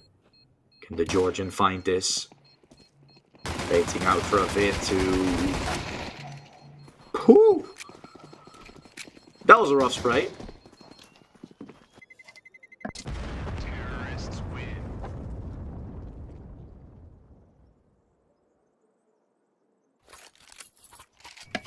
And there's a 7th to 6 scoreline now.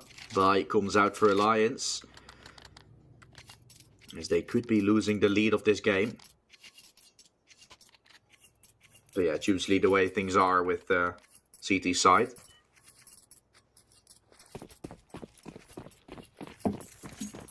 It is the meta to buy up, to have some more utility when you're actually going for a full buy.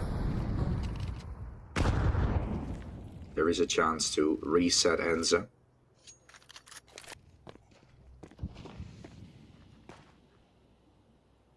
Otherwise, conclusions are taken. ENCE would be on 8.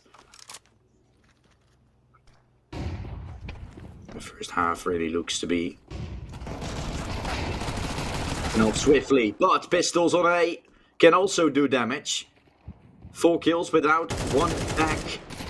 It's miltzy. It's required to do it all by himself. 1 versus 4 now left for miltzy. Looks forward into twist. Still, there's no cigar. Running away. As miltzy has only a minute left.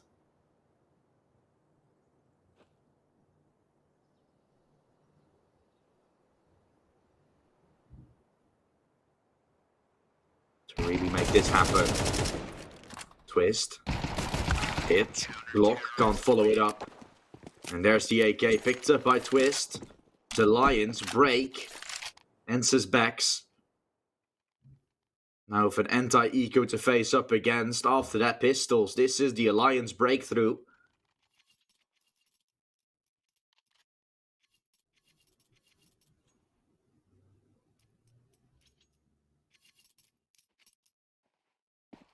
They might soon have everything.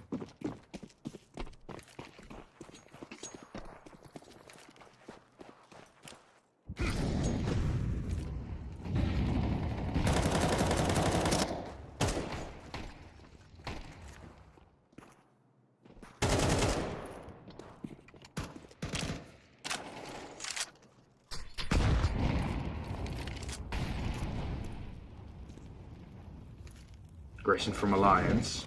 This will be the one set up for a spray. Damage. And then the frag. Upe gets both of them with the Mac-10. A double kill on the pistol.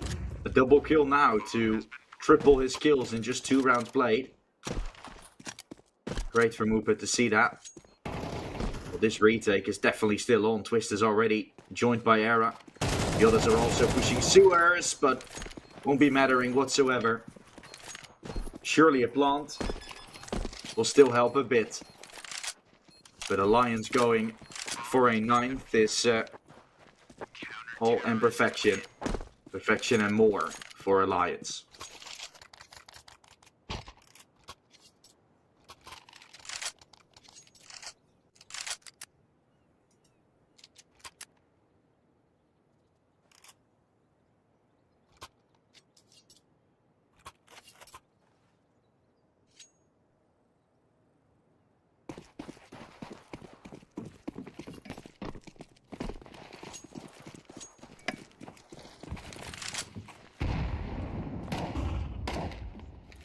Eco for ENCE.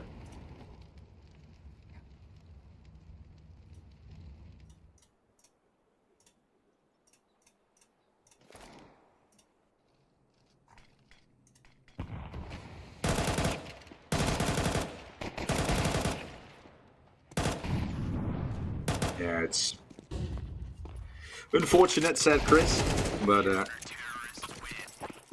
too high is not the best performing player from ENCE. Always very inconsistent. Ace gets found by Ovid there to clean up.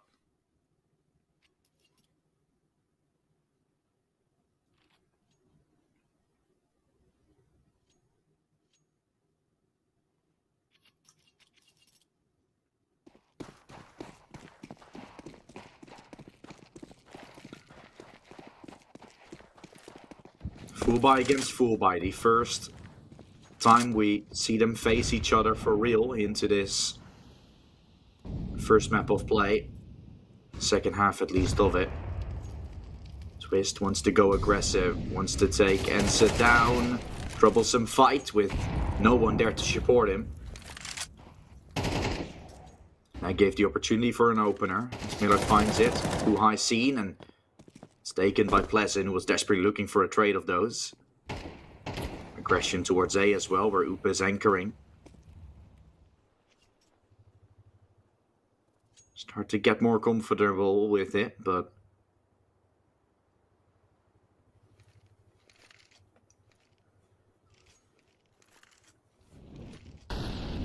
can't take a fight just yet. Molly to stop the water pressure. While with Pleasant rotating towards middle, he might be overstepping here. An important fight against miltzy. They are seen. The rest towards Con with a flash as well. Pushes Pleasant away. Arrow will help to control the space. And there comes the rotation without mid heavily overrun and the time starting to tick. Alliance suspected being B, and that's the right call to make. Smart shouldn't push through, of course, because he has the bomb. Will drop into water. That's going to be heard by Ovid. Well, now mollies that off. Sure, you can throw mollies all you want if you're ENCE. You gotta smoke as well to stop it, but they gotta push. Ovid is waiting. The flash, the damage. It's all falling apart for ENCE. Their setup is great initially, but with no push elsewhere and them taking really long there in the connector side, things had to happen. An Alliance with all the util they have left, the smoke on the molly, not thrown in time. It's ENCE running up to a wall. An Alliance that take every single piece of it.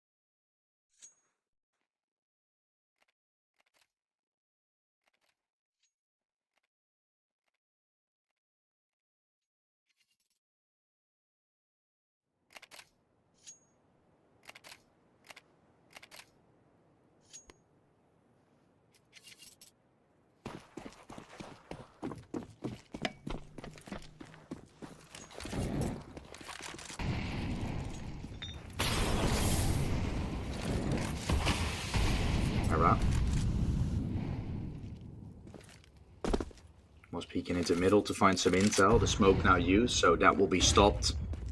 Them pushing with pistols. They're gonna go into B of it. Playing long range, playing the long range game with the AK. Rough spray. Pleasant helping in. It's Miller trying to hold a triple kill from Miller to keep this one up. A little bit more. Or more needed. The nade. Tammy was running right into it. So more damage will be done. The second nade will pay the price for. Miller needs an ace, as this 3 kill was already quite hard to find in the first place. 2 bullets left. Upa, can he do it? It's Upa finding it. Another important kill from Upa in a clutch. That felt so hard. Miller had everything. 4 kills and more. They don't want the op because they have the money for it. Alliance also have map point here in Anubis. A promising look for the Swedes, as we expected them to be throughout the whole tournament. Lineup that has good potential to climb, just like a lineup like Gen 1. Of course, they didn't have it today, the time they needed to. And ENCE are playing okay, but it just isn't something special. You get everybody playing okay, and then too high, playing a really rough game. You need everyone to be online to play an okay game, and now it's just a little bland. No spice, no salt, no pepper added to the dish. And Sparks with a nice opening. Aggression through water as the entry's been given. That's also something Alliance does really well, the reactions to the specific situations. Rough sprays can happen. As long as you find that kill, Uber will. Pleasant also having a wonderful game, which I've personally not seen in a while. Saw his time in Entropic, where he had a rough time finding his form. But when that's back, just like it is now, Pleasant is a real element in a team. 30 seconds left to make this round go to ENCE. As Avid is waiting from heaven. Milchi's gonna smoke that. Molly will burn Miltsy away as he's forced to get and run around a bit on the side. Closing in through heaven. Headshot gets found. It's all down to Tammy. A 1 versus 3 for the youngster. But he won't have that. Alliance win map number 1 here. As they pick up their opposing pick here of Anubis.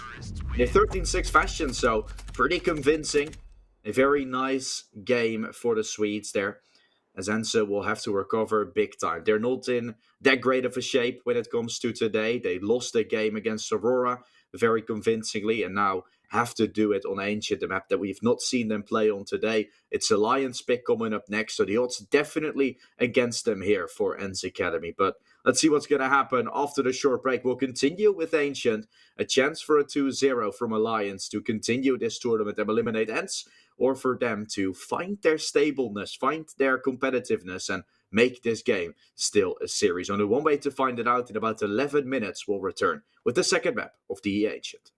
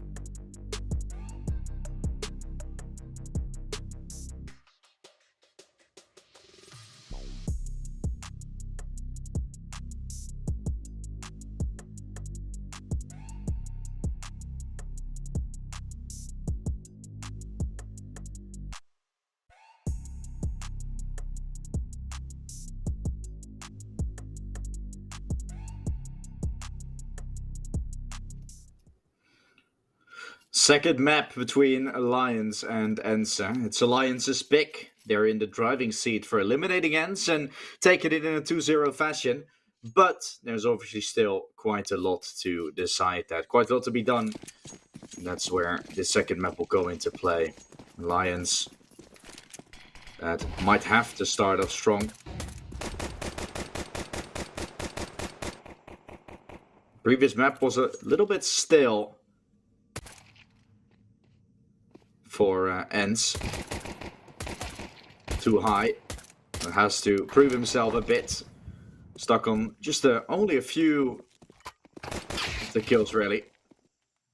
It's all down to this one.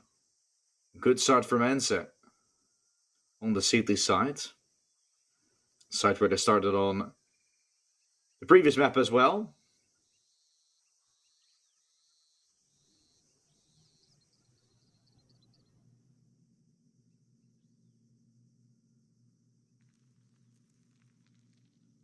Then Alliance took things on the CT side to a bit of a bigger run.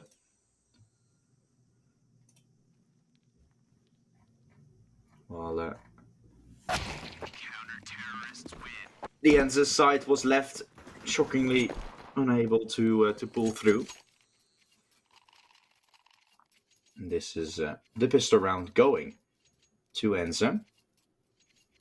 Surprisingly, they did take both pistols on Anubis. But in the full buys and the rest of the rounds, the remainders, it was always a tough situation. It didn't become anything whatsoever.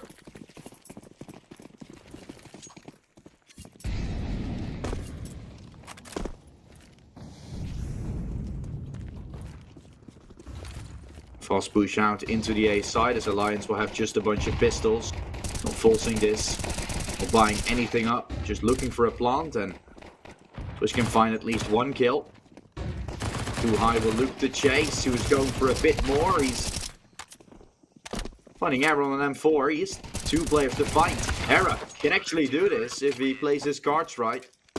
Only one shot towards Smart, and Miller down to only 20. ENCE is starting off strong, but that one could have been going either way.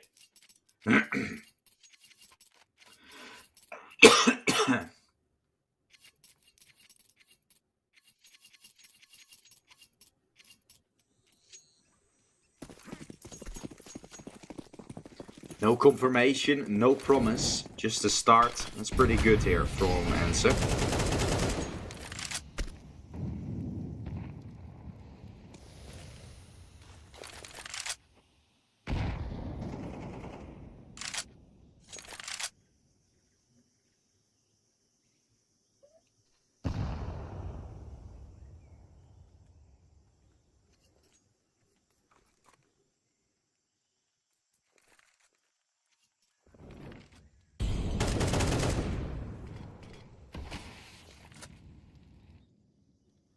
You guys are crazy.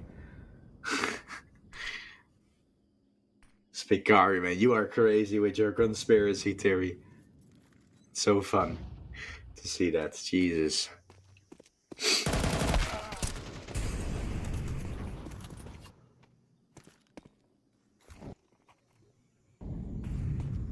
Advantage for ENCE here in this round. Pleasant will look to run his way through. The rest joins Cave. Pleasant is ready for this. Stemma will find himself a singular frag there. Sparts been able to find himself being overrun as it's a bit attempting. Hence will go for a third. And on the CT side, a promising start for ENCE.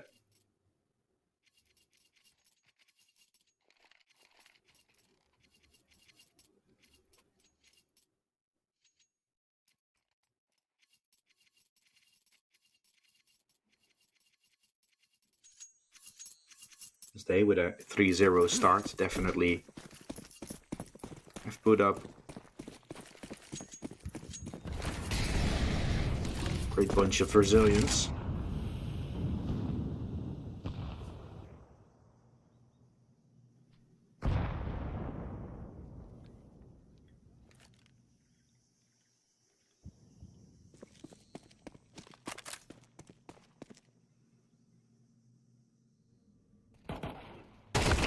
ENCE trying to do it while Twist finds success with the Tech 9.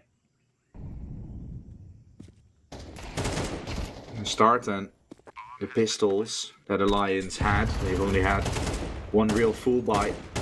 That's gone widely wrong. Too high. Helping Temme get that frag, while Twist is gonna have to step up together with Pleasant. Bomb halfway ticked, but 2 kits available, so this is gonna be very hard for Alliance to take. Legend just spraying, now Swart sticking. The fight will have to come, the kill will have to be. None of that will happen. ENCE confirm the retake. And with that, they start this game on a 4-0. And if things continue to go this way, ENCE can put up a really good fight.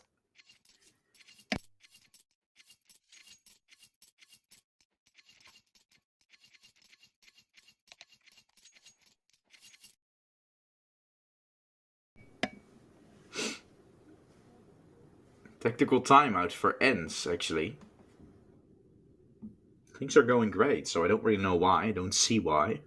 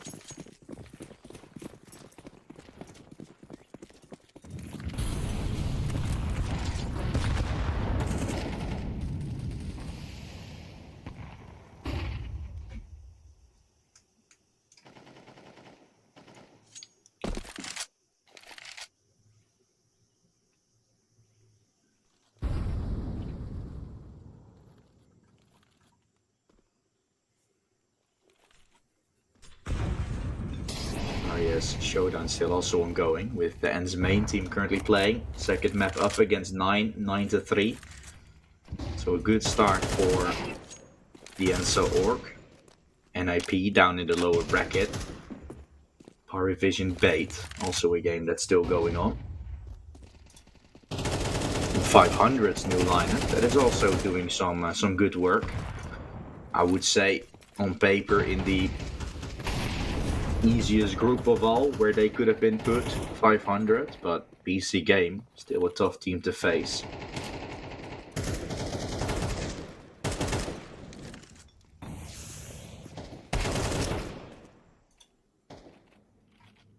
Fast push through as Era will find ENCE there. Temme is going to try to re-aggress.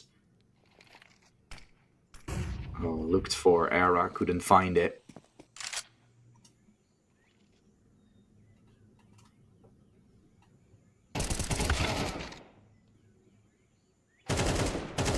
Spards. Good damage. 6 kills already. Make that 7.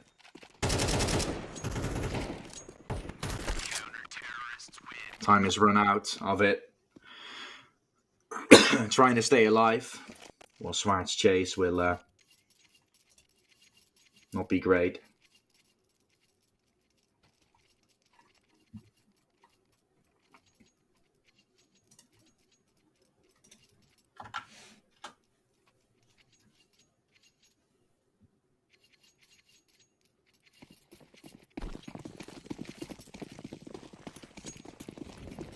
.5-0 start for ENCE.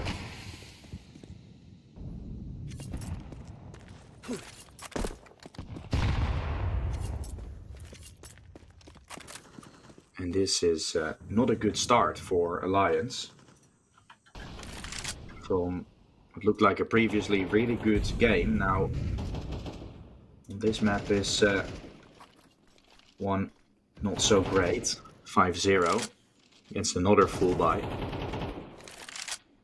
This is exactly the ENCE we're looking for. And I'm a little bit surprised how we didn't see this sort of style on Anubis. Because the thing is, it's a lot of just waiting. It's a lot of waiting that ENCE is doing. Waiting for the opposing team to make the move and then strike. Great positions, just great stacks, good calling. And they're not really pushing middle, they're not really pushing cave, taking any space. They're just waiting back, sitting back. And waiting for Alliance to make the mistake.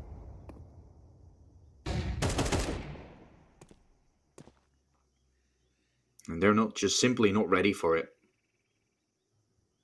Hooper wants to get his way onto the side. The plant is going to happen.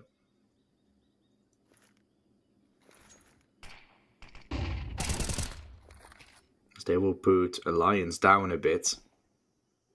Allowing not so many kills for Alliance to come in. ENCE gets himself a triple kill. Stepping up to the plate here.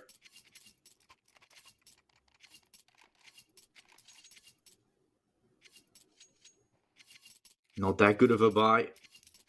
That will follow here for Alliance, and so them delving a deeper hole for themselves here. Might go to Nuke to decide who stays and who goes home.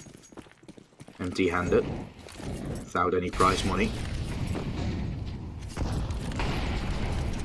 At the United21, season 26.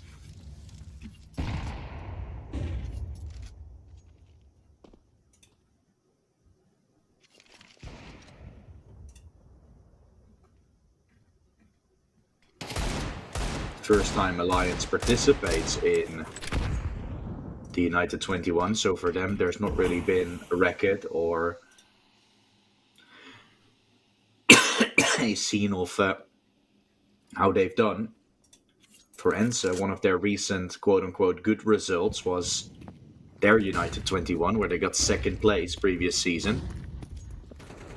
Season before that, they got third, which also gave them some prize money. So for them, there's a little bit more on the line. In that regard, one of their real achievements and staples was this tournament.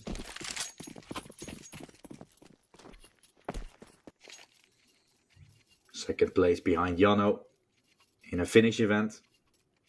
Second place in the Shuffle Masters. Then their real quote-unquote achievement goes back all the way towards February, where I think the lineup was completely different. Where they won the online or the offline assembly event. And back then they still had Serva and Hanu and Podi, which are all not playing for them anymore. So the United21 have brought them the achievements. Also some early losses in the seasons 20, 21, 22, and then a playoffs finish in 23, a third place in 24, and a second place in 25. We're now in 26. We're watching them have a little bit of a harder time. 7-0 for ENCE, as they're also getting an opener in this round. Too high has been started. It's been activated. With an entry, you don't necessarily got to do all too much weirdness, but Milty will still go for a swing. Great haul from Millet. He finds Twist going aggressive. ENCE have Alliance number in every engagement they're going for. And Alliance is left completely starstruck and what's going on.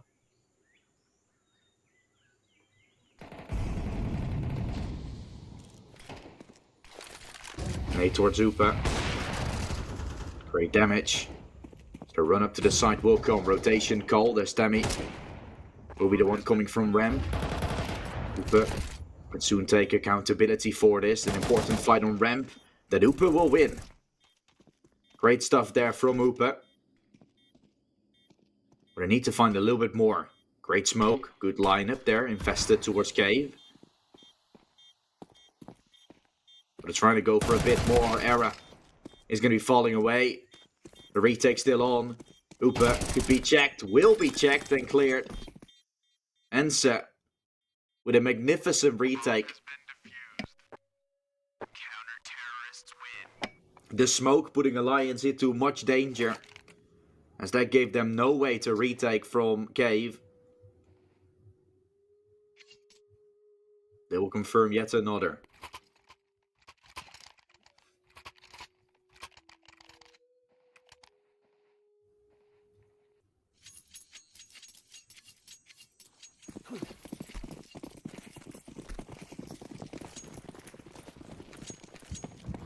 When will Alliance put their first rounds on the board, or will they even do that? Pleasant. Send out middle. Stemme watches him and holds him down. The rest will push A. Vermillet is arriving with the AWP. Miltsy aware of this push. So mollies preemptively. That is nicely done there from Tammy and Miltsy together. Still joining forces towards Donut. Now just 2 to phase. Piecing, pinching them together. As it's another one going to ENCE. 9-0 at the start for the Finns. They want so much more.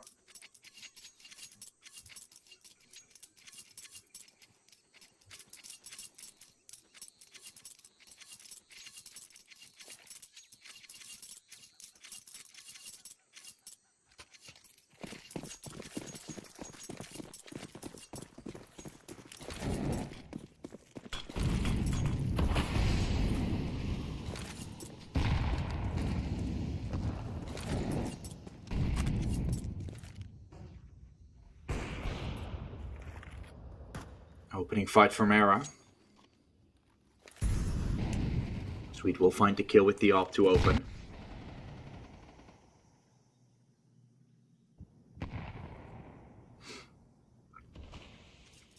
Tammy watching for the A entries, while Miltsy is on 15 kills right now.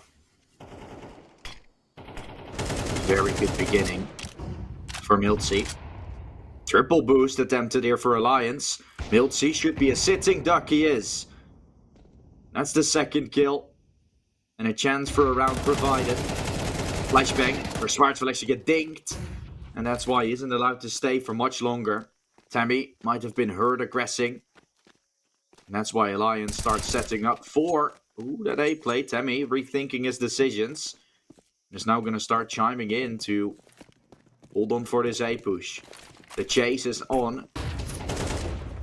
As well as for Twist and Hooper to try and join in. Good chances for more as Era watches Tammy turn his back. Good shot for Era.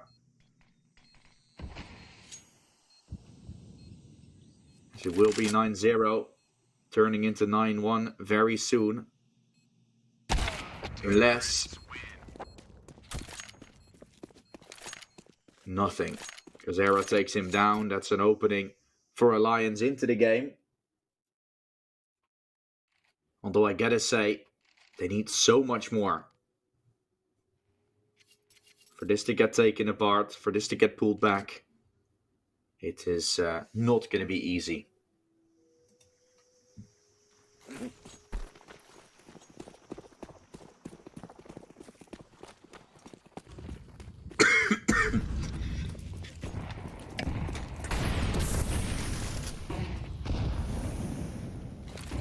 Ooh, too high.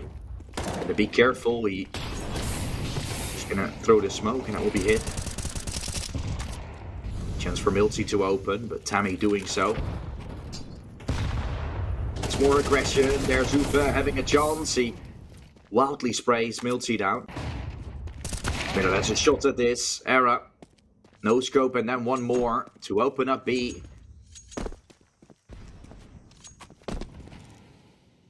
Round is taken marvelously as Alliance will pick up their second here if they get to the side, plant a bomb.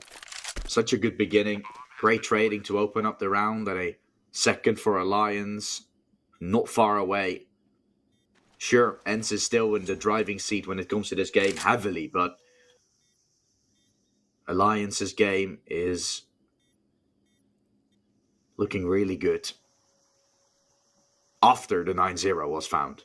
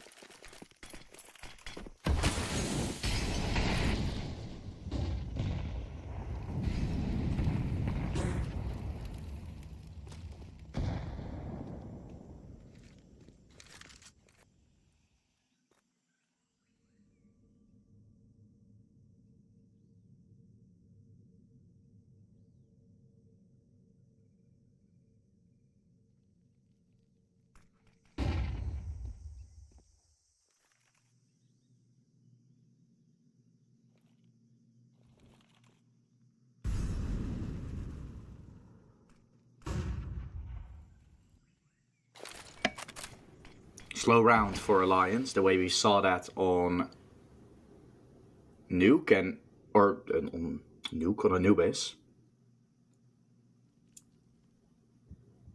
And this is what ENCE have been wanting the entire half. Alliance to make a play, Alliance to make mistakes, and what we have seen from Alliance then is responses, right? Sure, ENCE gives you a lot of control. Haven't really been able to play with that. You go for a triple boost, for example, get air activated into a round. That's the nice plays I was talking about.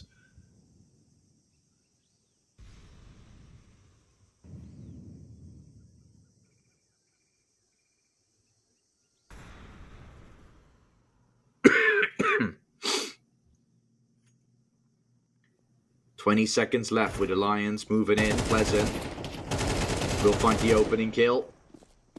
Tammy comes out with the trade, and the bomb will be leaping in to the A side. The Lions get the plant. Missed shot from Era. Stu High finds it. 4 on 3. The flash is in of it. Sparks can look for it. On the side, still waiting. Together with Twist, who's going to be ready. Waiting for his time to come as the retake still on. They will find it.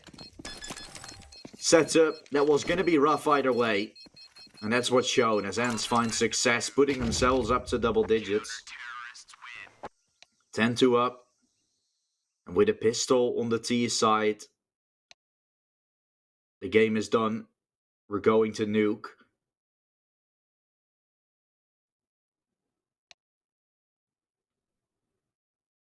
T side still to play for ENCE. After a 9-0, there's a little bit of a redemption arc for Alliance, but with only really Era online, there's not much to say, and the CT side will be really tough either way.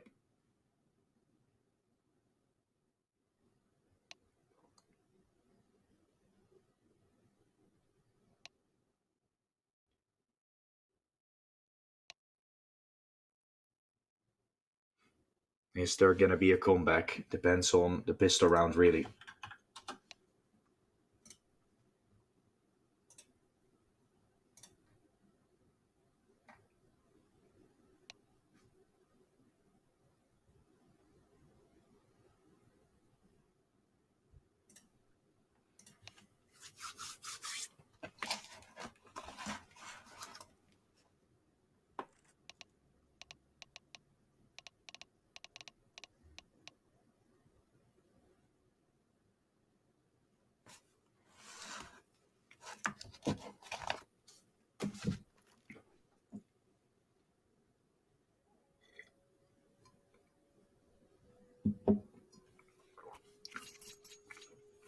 3 more friends, that's all they need. That's all they need.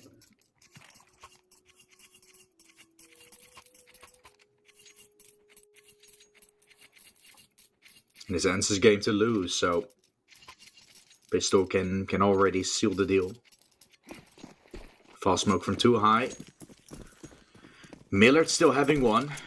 They're sending themselves potentially out of middle. Flash from too high. Who is not lining it up. They will just shift their way out. Try to challenge the donut guy. There's Upa getting mollied, getting flashed. Help will arrive. ENCE can't find the double kill yet. Twist still up close. A tough fight to take when you have a USP. Running out of bullets quite soon, and that's where the opening gets found by the Glocks.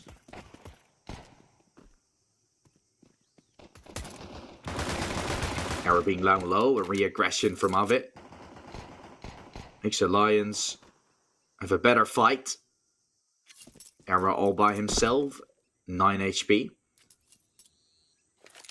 The rotation from ENCE will look to come.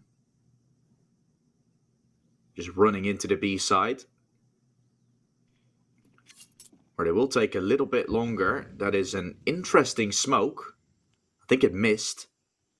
Yeah, it missed, definitely missed from Meltzy.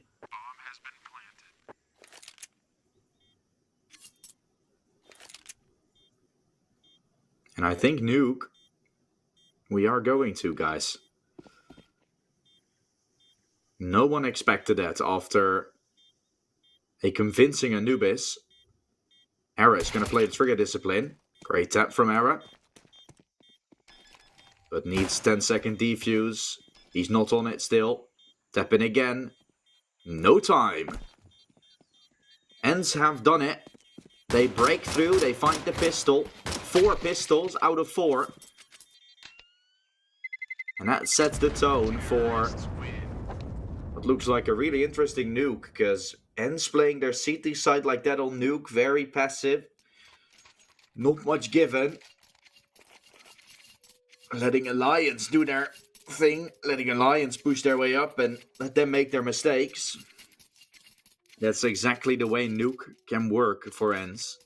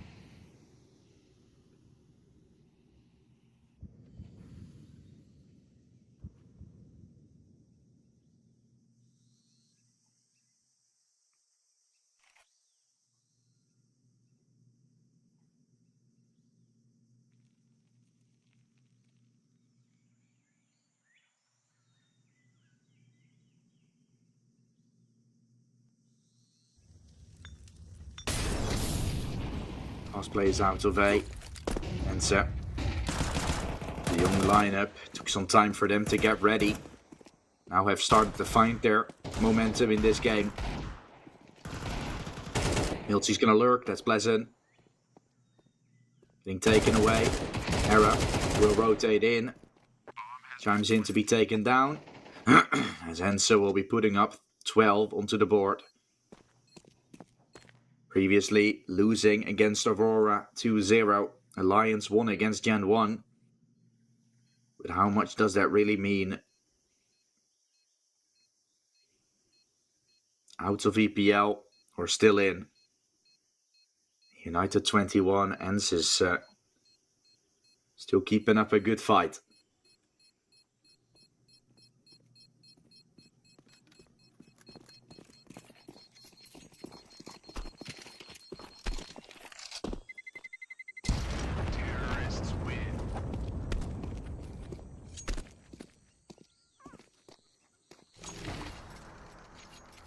Will we get Nuke already? Or is Alliance still gonna show us a little bit more?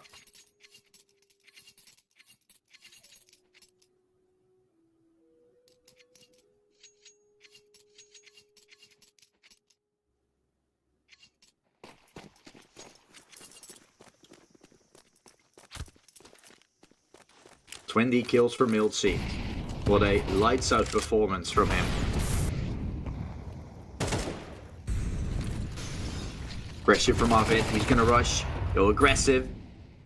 Taken away by too high. The 1-4 trade is going to come. And so still leading with the better weapons that they have.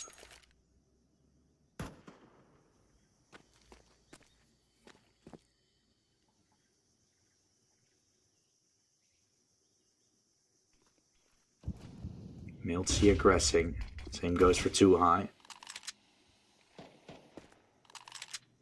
Smith still helped by Pleasant partially, although he has just an MP9. Not the easiest.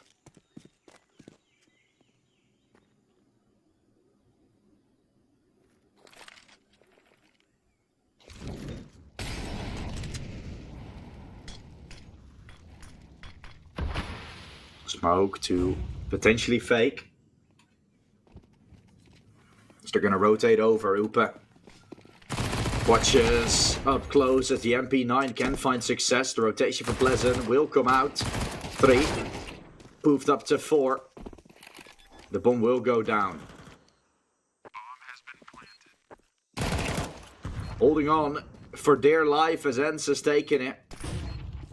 Unless Twist can find a 1 versus 2 clutch, he's going to run right into the hands of ENCE. 22 kills to end that game as we get sent to a third and final map to decide who will be eliminated and who will stay a little bit longer in the United21. It's going to be 1-1. We're going to Nuke. 2 very convincing games by both parties. Both map picks going the opposite way. Leaves for a decider to hopefully be a little bit closer. Nuke definitely has the capability of bringing us that, as Alliance will look to try and salvage a bit. Get back up into the server, because this was a disgrace to watch from them. Not the game they would have liked to put us on, but Nuke. That is going to be our final map of today. Between these two teams, the final map to decide who stays home and who goes for another day of United21. We'll see you back after about 10 minutes with DE Nuke as our decider of this series.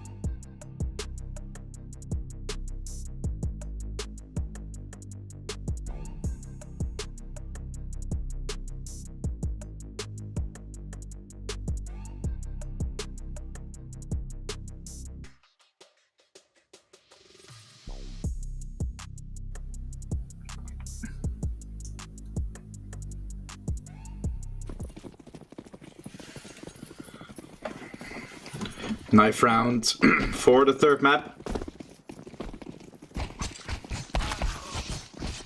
Between ENCE and Alliance, Nuke to be played. And it's ENCE to win it here. At the CT side, they will choose where to start. And that means we are gonna see ENCE starting on that CT side. Definitely a lot that can happen going forward.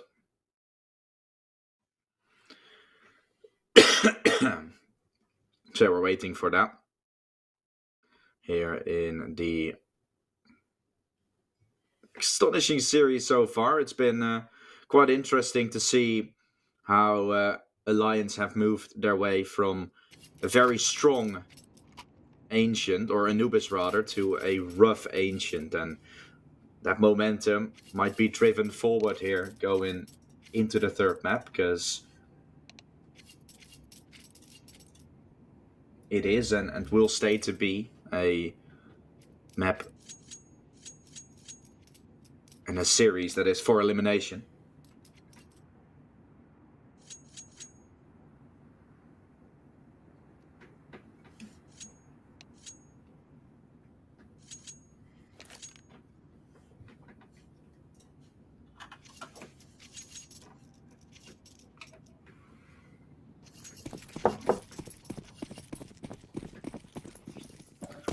So who will it be walking away with a victory? Is it ENCE or is it Alliance here in the map of Nuke? Opening fights are found for ENCE here towards the CT side. They have not lost a singular pistol in this series yet. And that's also one of the main reasons for such a good start.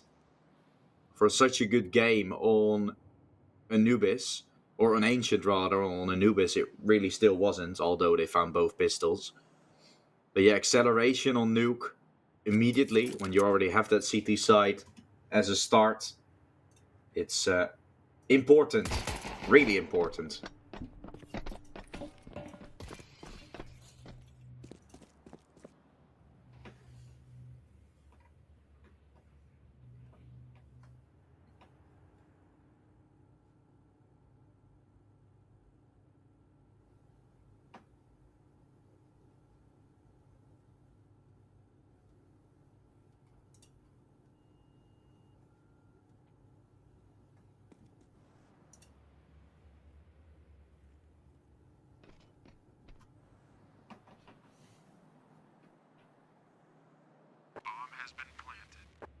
Bombs goes down, Twist. Has turned its back to Miller. And goes on to run back. There is a little bit more needed here. Rushes up. Millard, close fight. Finds himself one. Now looks for more. Pleasant on the side as they hold on significantly. Alliance with the first pistol of the series. An immediate start after what looked to be a rough previous map. Could be the redemption arc for Alliance right here. Back up into winning ways. Pistol armor they will play with. They're up against a good rifle buy for Alliance. The chance to run away with things if you're Alliance here. Also in the back of our minds.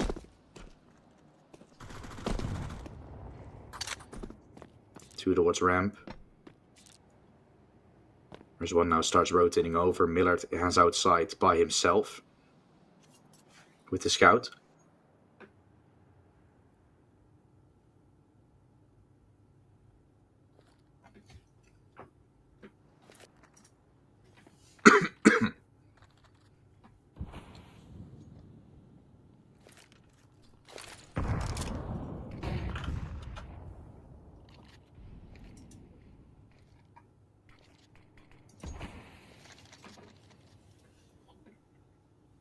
Taking it slow is Alliance in this round. Don't want to make the mistake. With no steps elsewhere. Rotation can look to happen towards ramp, as that was originally what Swartz tried. They have a player down at B. ENCE will stack 4A. With that being the most logical conclusion after so long wait. Aggression from too high. Trying to do that with the MP9. Still feared with a Pleasant that could swing. Taken down. Pleasant finds one. 5-7. Not to be. Side execute done successfully, although still Tabby arriving with an MP9 from the hut, from the vent. They're ready to take on Era. In Randon and now the plant. That will happen from Upe. A way to get that really, well, realistically speaking. The round's still on. Time ticking. Tammy, edge of the smoke as Era will not watch him cross just yet. Might see them soon. Era doing it. A brilliant way to find that round, and it's 2-0 for an ENCE.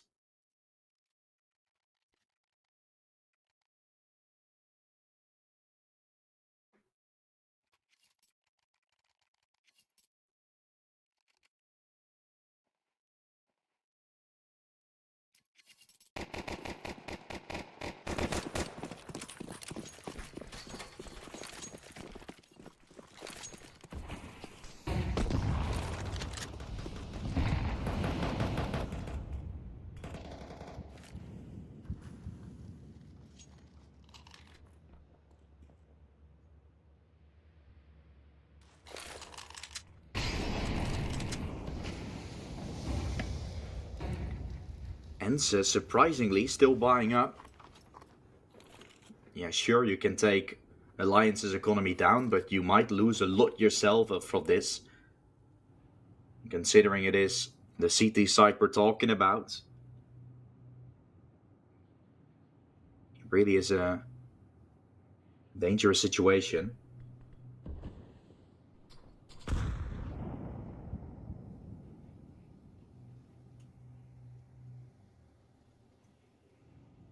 Pleasant. Around the corner. Miltsy waits for it. Svars comes out with the trade.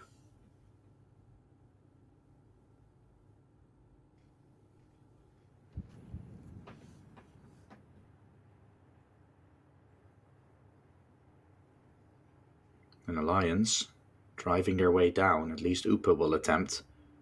With the B side still completely open. This push can be quite great. Too high. And it will be found.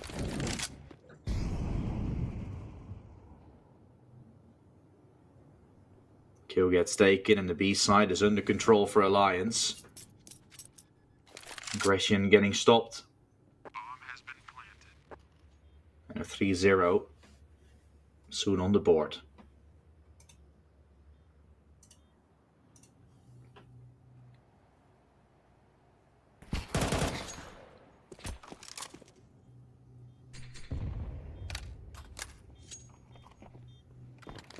Yeah, another save by ENCE knows they're gonna have to eco eventually. So chances are that they might go for another buy, I'm not sure, but chances are that they will just save around these weapons, buy some armor pistols, maybe drop like a few MP9s over, making sure they have some weapons.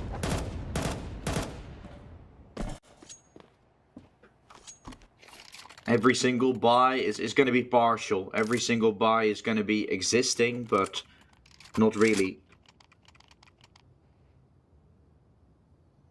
And that's why this buy will again be like a half buy to some extent. Could cause Alliance to go up 4-0. They're just going to keep on playing to their strength, to their own ability. And aren't really going to get a way to find an economy. Unless a promising round gets won. Well, I don't think they're too sad about that. As long as they keep on winning, there's nothing really to worry about. And again, they oppose the great strategy as they're running their way down into the vent. The one on B still watches in Swartz, but soon gets peeked by Upe. Results in a round getting swiftly taken here, it looks like, by none other than Alliance. Nice nade. Good damage. And the plant that will happen. Alliance will have a fourth going their way. The M4, the MP9, a bit of armor that's been saved. And after 4 rounds of complete chaos, it's ENCE that will find themselves on their first full buy. The round is not going to be taken flawlessly, but I don't think that's an issue, as Tammy could be taken away here with the M4 in hand. No one, except for Millard so far, staying alive, and he's also been pushed. He's also going to be sprayed. No one stays alive. And 4 players survive for Alliance. That will be loads of cash taken. A better buy to come from ENCE, but 4-0 start on the T side is not going to be easy to manage. This is by no means a game that's looking good for ENCE after picking up Ancient convincingly. There's still a lot more to go for.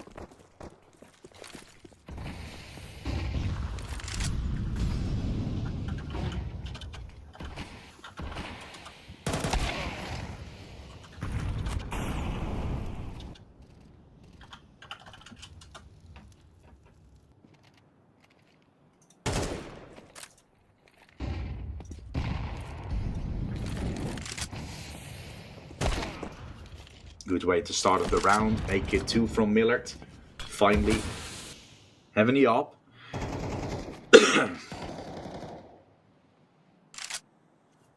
So it looks like ENCE on their first full buy. Immediately show what they're made of.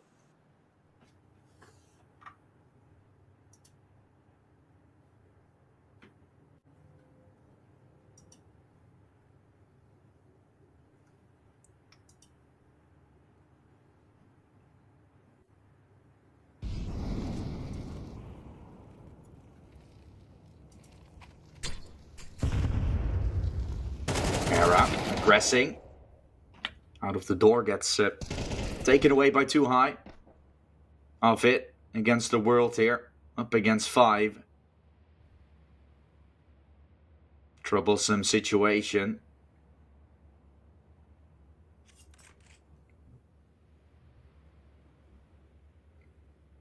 And a game. It still go either way. Well done from ENCE. That's 1 on the board for the Finnish side, and Lions still trying to find their way back into this game.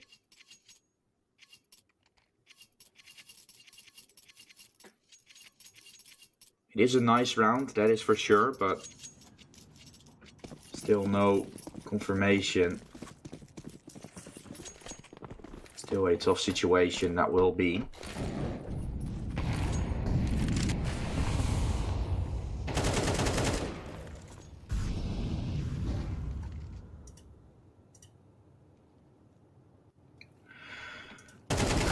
See how this one's going to go with Tammy opening.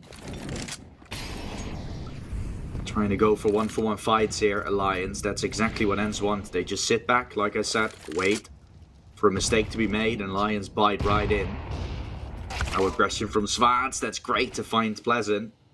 Low bite and will follow from Alliance, so this game could be tied in no time.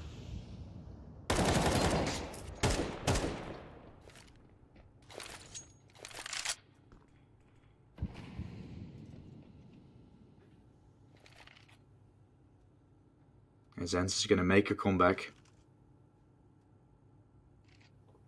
From 4-0 down to 4-2 at least. And when the full buys have come around, the Lions have nothing to show for on the T side.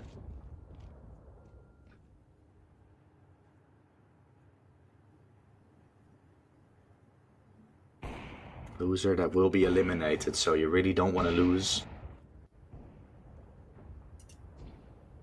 right at this stage.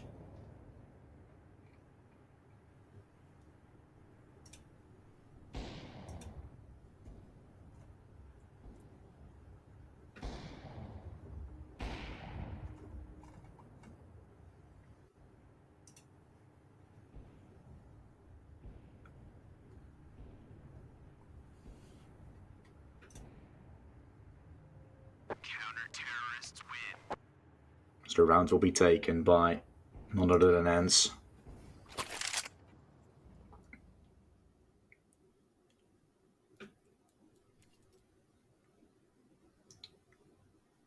Eco.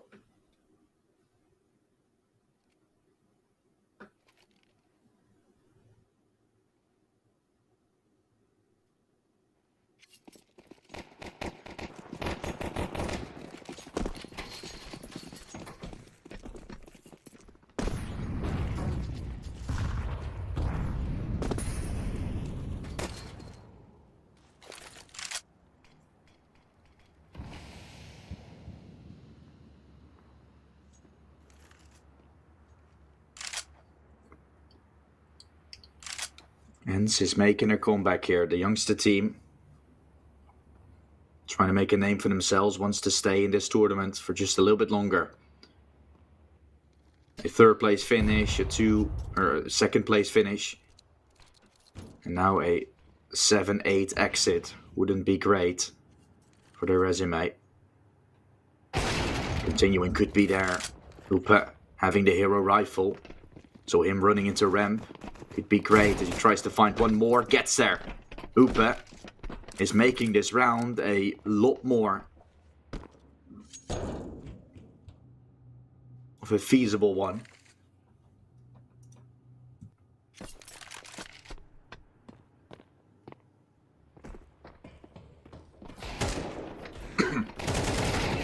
And here they come, executing towards A of it. With the picked up AK. We'll do greatness. We'll show greatness.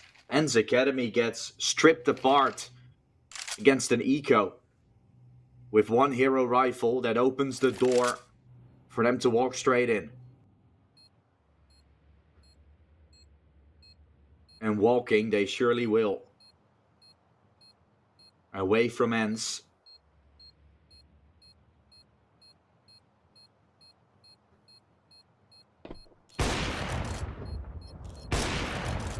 And into greater good.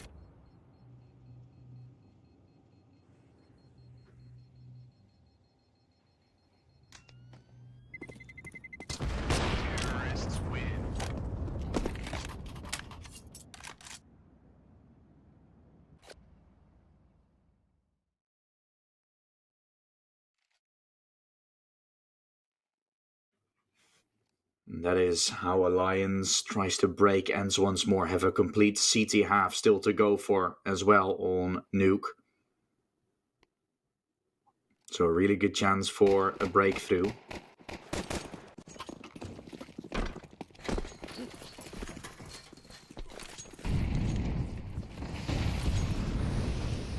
Utility used. Try and look for an opening. Smatches up throws, ready to swing. Goes aggressive with Pleasant to face up against. If he jumps, he falls, and he will fall right into Pleasant's hands. A jump would have already done it, but a fall to the edge of the smoke is going to have the same result come to him. Opening fight from Alliance with ENCE not sitting back and relaxing, wanting to be the one taking initiative, and you can see that sometimes it's a little bit troublesome. Millard runs right into the flash. Given that, Alliance start making him fall away. Control over ramp, taken nicely. Well, a double rotation from ENCE is made. The Lions goes A right now and tries to hit that. Side could be under control very quickly.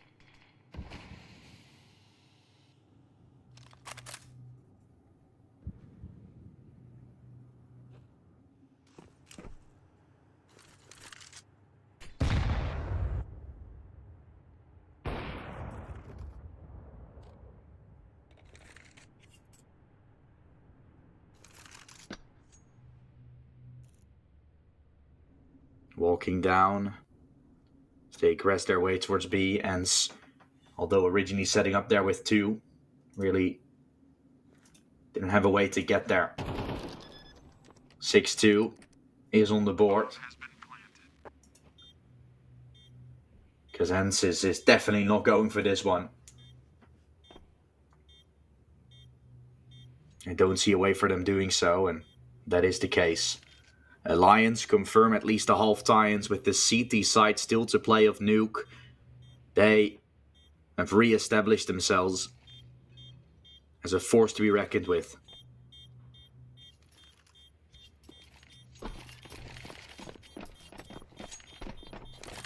Yeah, I gotta give it to him. ENCE not having the best of performance here in this game. Previously, at least on Ancient, he was the real deal. One of the reasons for ENCE playing that good. He was the one finding entries when they needed him. And then, of course, if you're the one finding entries every single time, consistently, that really helps your team.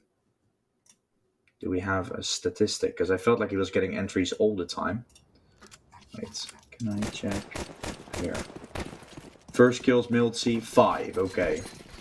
Wasn't as much of a first killer as I anticipated, but most kills, 150 ADR. That is a kill and a half every single round. Yeah, that's something. ENCE can look to fight their way back. That's the first kill for ENCE right there, and a double kill to begin with for ENCE. Rotation down with a bomb as Twist has made his way down. Pleasant will try to join him, as he can't find the opening in the vent.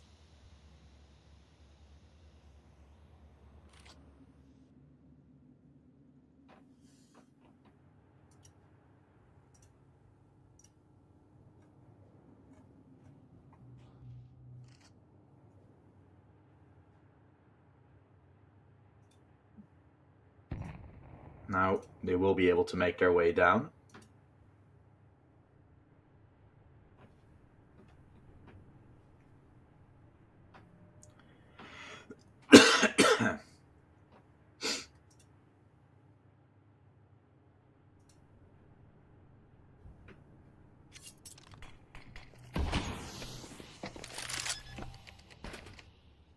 Twist is going to plant. An Alliance with that frag from Era might have actually provided with a chance. Right shoulder peek though from Zwaards. Ooh, the shot missed. Era gets overrun. That was a kill that could have given him a shot. Yet now it's Twist in a 1v3 instead of a 1 versus 2 or even just a rotator from the op that would have been denied. This is rough and should be ENCE's round. Nate opens up the door. Twist has no real way to just wait it out. The bomb was planted for him. With ENCE watching and finding a triple, ENCE find a way into this game again. Although I gotta say, 6 rounds on the T side is great from Alliance. Even if ENCE finds now 3 in a row, confirming the 4 straight, it's still a rough way to end things out. Also considering ENCE were the ones, I was going to say finding the pistol, that wasn't the case. They make that comeback, but most of the full buys have been won by Alliance.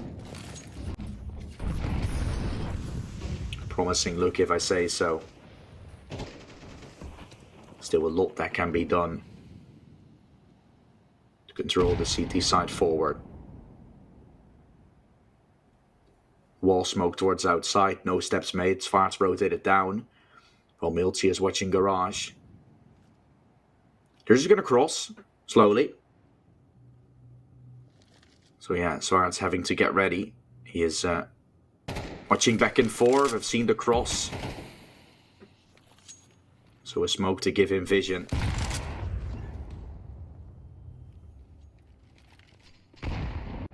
Will provide him with a way into this round, too high. Going to be the one watching the cross.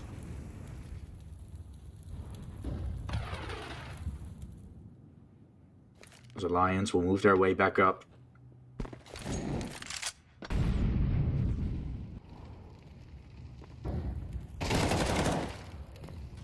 Good fight. Double kill to start. Billard. Brilliant.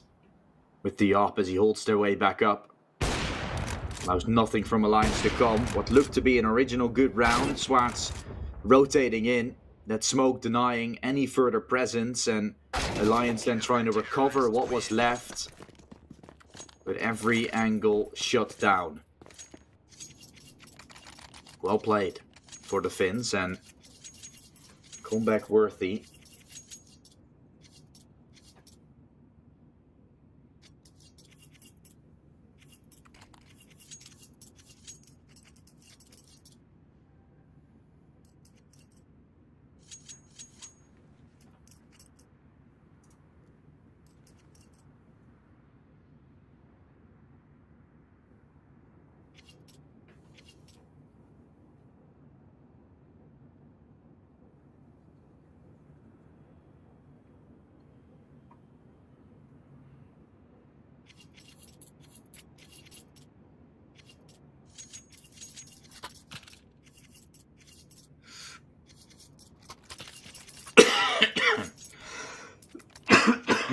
Mm-hmm.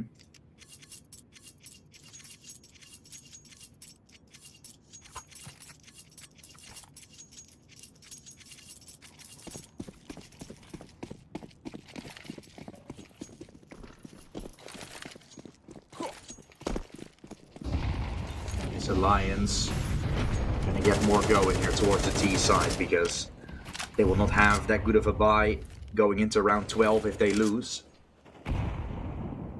So a win would be nice to put a chance back up. Otherwise, 6-6 is alright, right? 6-6 is nothing to be ashamed or worried about.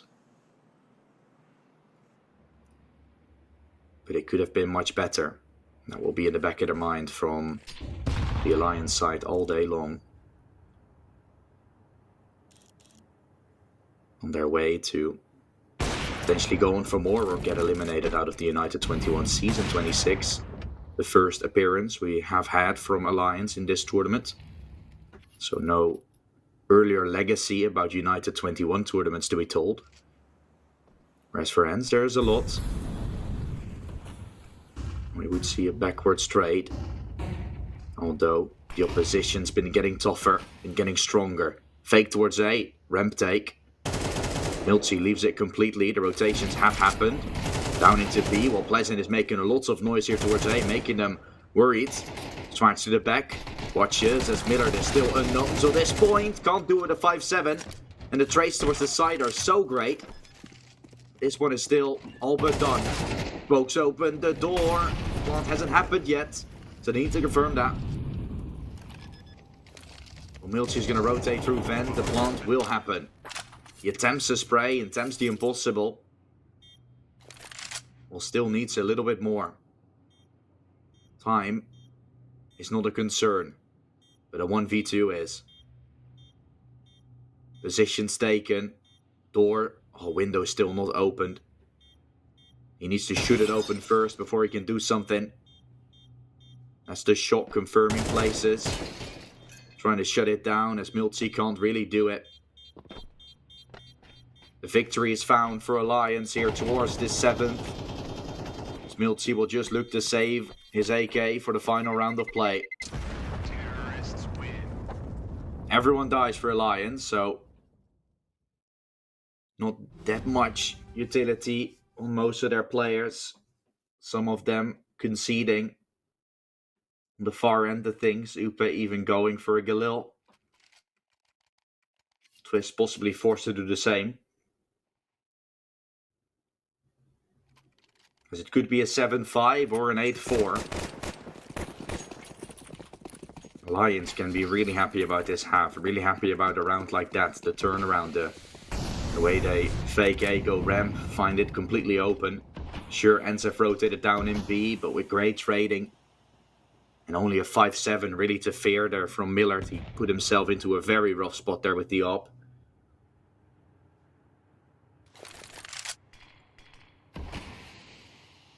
What can Alliance do?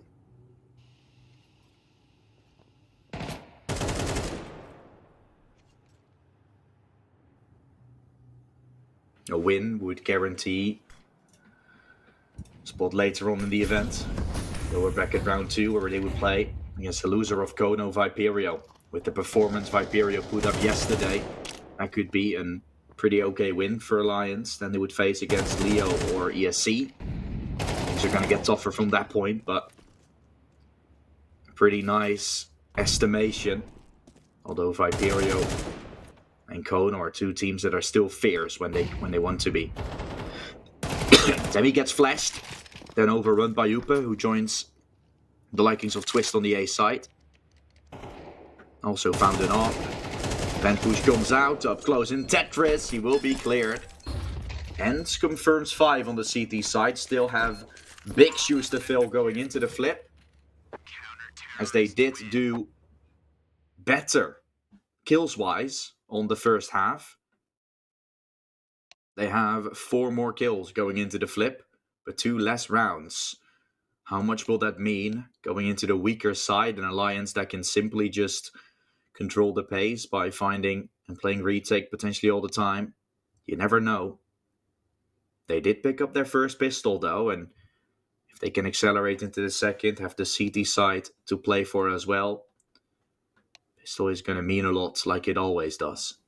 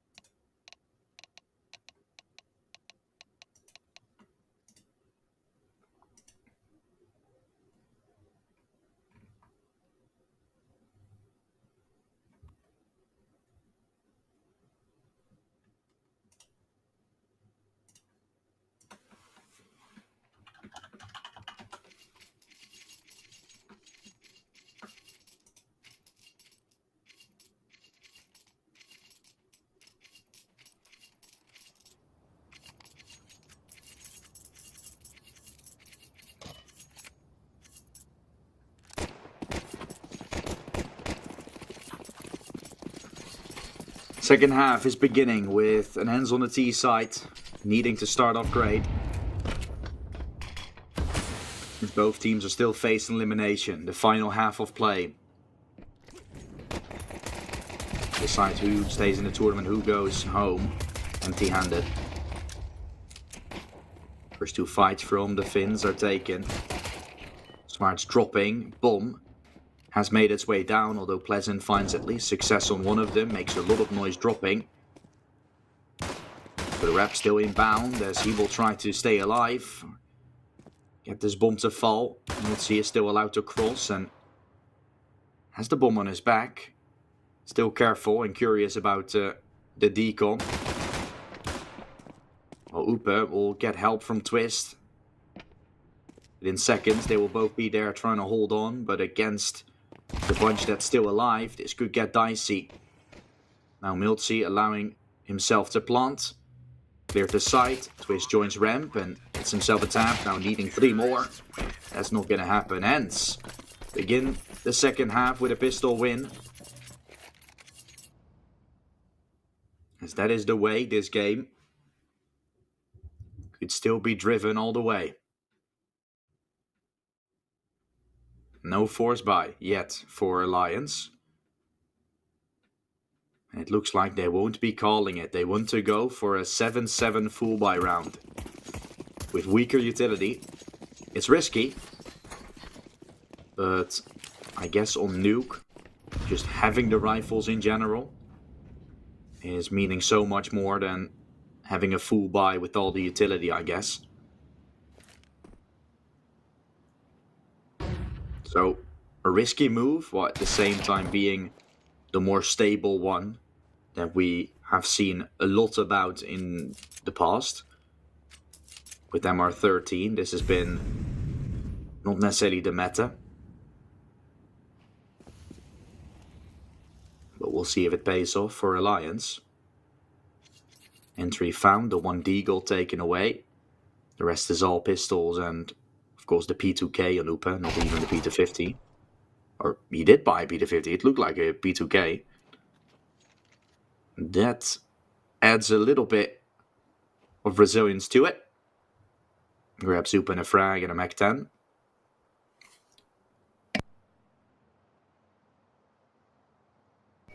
Will ultimately got to do a lot.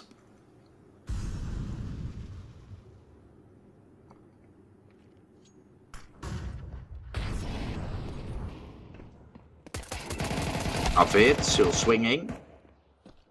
Guess he did more than he wanted, dink, and a little bit of damage. No finish. Still trying to finish in style. Should provide ENCE with a 7th. Twist is making noise while jumping up. Smarts will try to check for him. Does manage to find it. Upa runs up with a Mach 10 on the ladder. Not that accurate. Even a Mach 10 isn't. And so Smarts has held on nicely. Puts ENCE to a tight spot. And this is where we could start seeing one of them accelerate. We've played 2.5 hours of Counter-Strike to be at this point where the full buys are starting to really matter. Every full buy can mean a gap provided for a victory.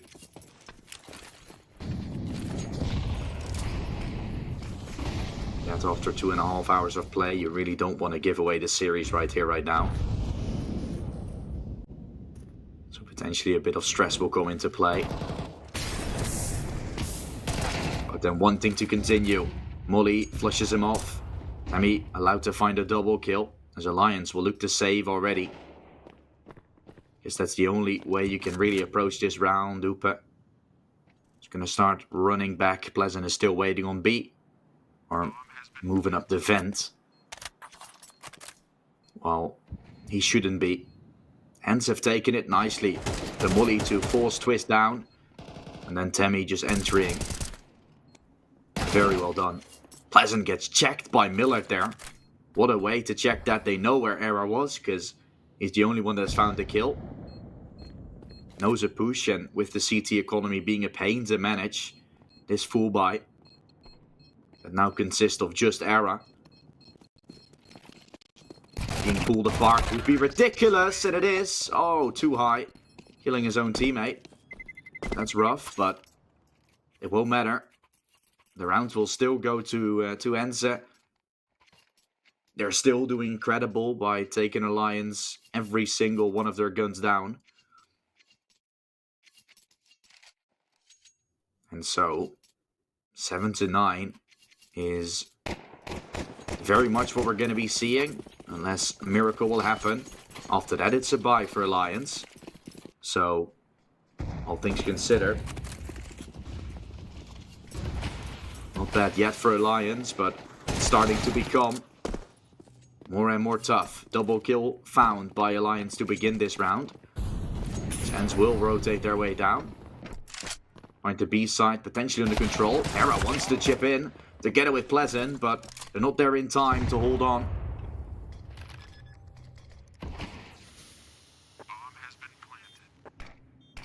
ENCE going up to 9. Should be what they find. Good shot from Avid still. He needs more. He's going to swing. Finds absolutely nothing. As 9 is on the board now for ENCE. Double kill to begin with for Alliance, so things look promising. ENCE's reaction was great to push into B, and I felt like if you're Alliance at that point, you have a man advantage. Sure, you want to try and deny the plant, but is it worth going for that, or would you be better off setting up for a retake? There are some questions to be made in that regard. Smoke to dive vent. Too high running for it, and he drops. Does he have the bomb on his back? Not going to happen. Avid has checked for it. Called it that no one went down. But too high has still made his way over. The North Macedonian is in a very good spot now to go secret and take full control over outside. But I think Pleasant is watching for this, yeah. He knows he's walked down the smokes. will provide Too High with a way through. Now goes for a swing. This is nicely played for Too High. Questions surrounding him on the first map. While only finding 3 kills, but this is a genius play.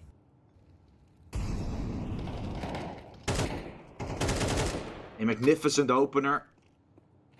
As there's obviously still going to be trades and a outside control. That is a reaction to push into lobby.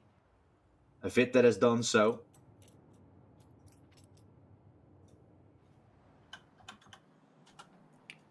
He's now making his way over.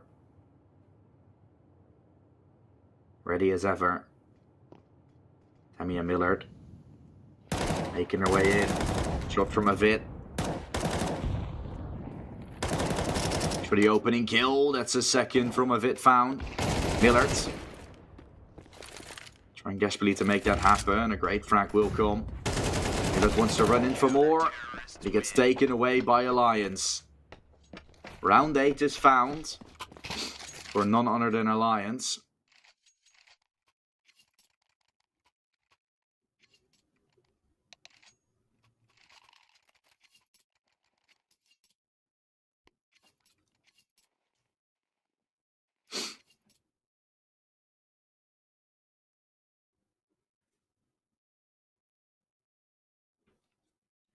And hence we'll call a tactical timeout because they had things in their palm of their hands. They had the start, they had the opener for Too High, they had the play. But Alliance take it back. And now are also in striking distance to first of all put ENCE back to an eco, reset them. But next, even more pain that could be inflicted.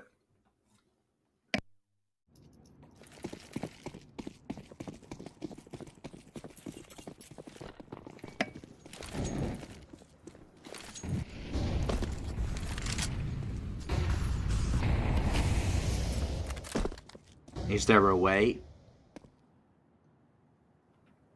for a team to run away with things now?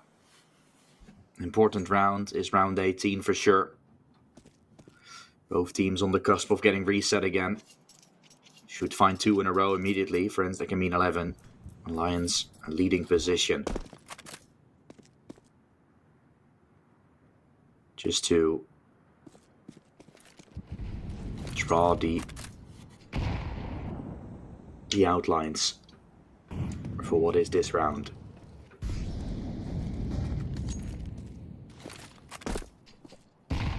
Eight opens. Ooh, Pleasant.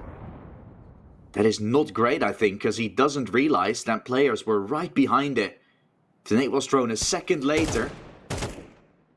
This cross would have been seen. Now no one's seen technically towards outside, but it is a timing they found.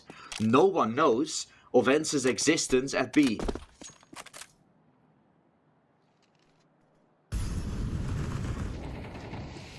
Molly. That isn't thrown down vent.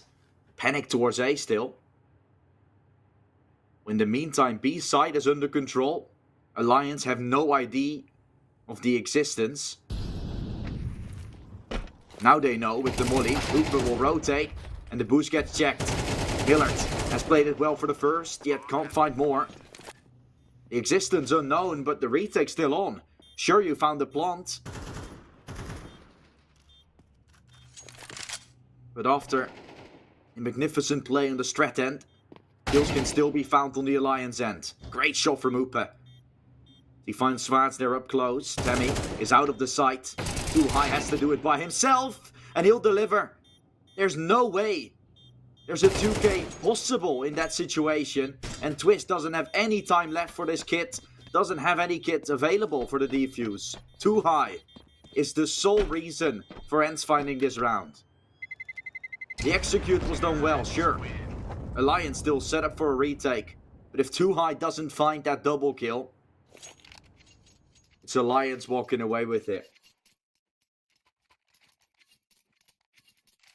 That is insane. It all comes down to timing there from Pleasant. The round would have been a whole lot different if he saw them there. ENCE take B, but it's still a 3v3 retake. It's still Alliance just in the driving seat. ENCE just creating a chance for themselves by going down B. Still, it's not enough for Alliance. No eco like I suspected. That one will come if they continue on losing. Will always be rough buys from this point, as ENCE has created an opportunity to do it, because every single round we're going to have now, if ENCE keeps on winning, is going to consist of an Alliance buy that's worse than them. So ENCE have gotten the opportunity in every single round to play with better weaponry than Alliance, to simply take it with 3 in a row. So it's up to Alliance to make a cheeky play, because ENCE is in the driving seat.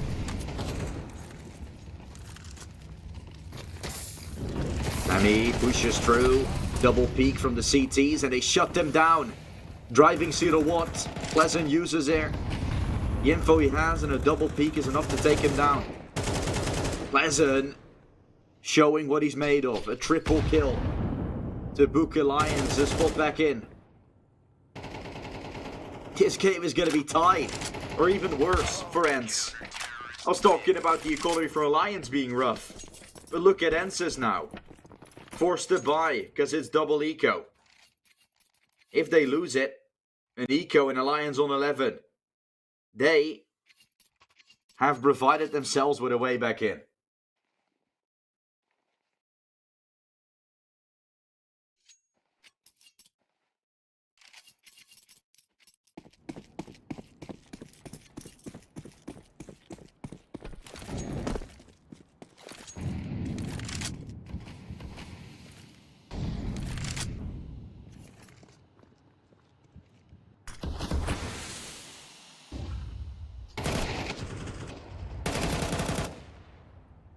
Entry from Pleasant. He is really feeling it, so just goes for fights like that. Upa. All timing. Worst timing from Upa. That is ridiculous. From Zwaarts to find timing like that. So much luck, but also skill involved into it. To know when and how. Running in. Avit will try to check it. ENCE overruns them. Twist. And Era need to clutch this up. They have the necessary pieces for it. Twist though, in the open. Or left, or Era in the open. And Stem is the one finding him. Rotation gets called. Twist sprays. Try to deny the rotation back up, but ENCE have made it across.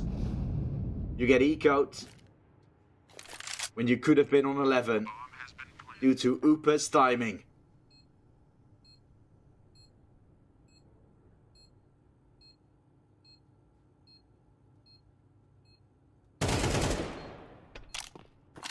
Twist could technically still shut them down here. Needs to check on top of it. Making sure he doesn't run out of bullets. But he's not going to be able to get anything done. Oi, oi, oi. ENCE. What a steal. What a steal.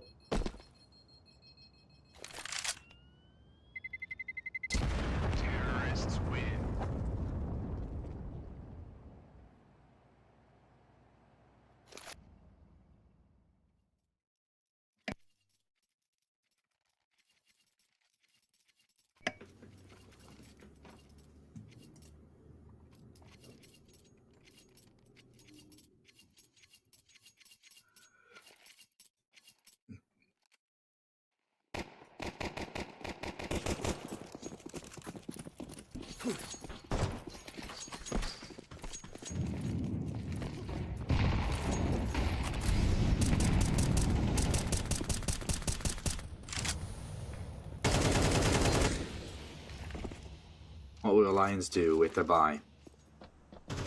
2.9k loss bonus, so if things go wrong in the start of the round, maybe immediately calling for a save, but then still not in the best of shape.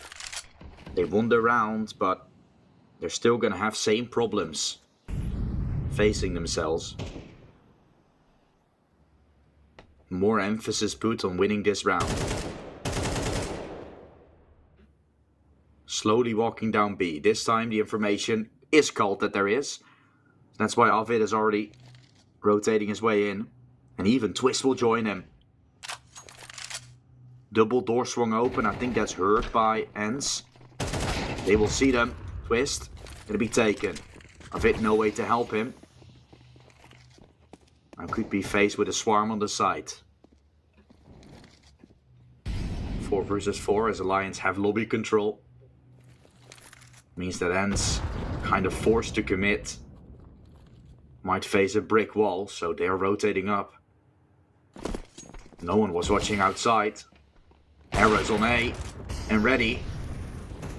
Up finds too high. More steps are coming in. The nade is good enough to finish Schwarz, and that will put Millard all by himself. Full buys are the rounds where Alliance does it. And this might very well be Alliance at double digits. Millard though, what can he do? Won't be able to find it. The Finn gets taken down. And Alliance do break the backs of ENCE again. Now we're in prime position to take this game away again. What has this game turned into?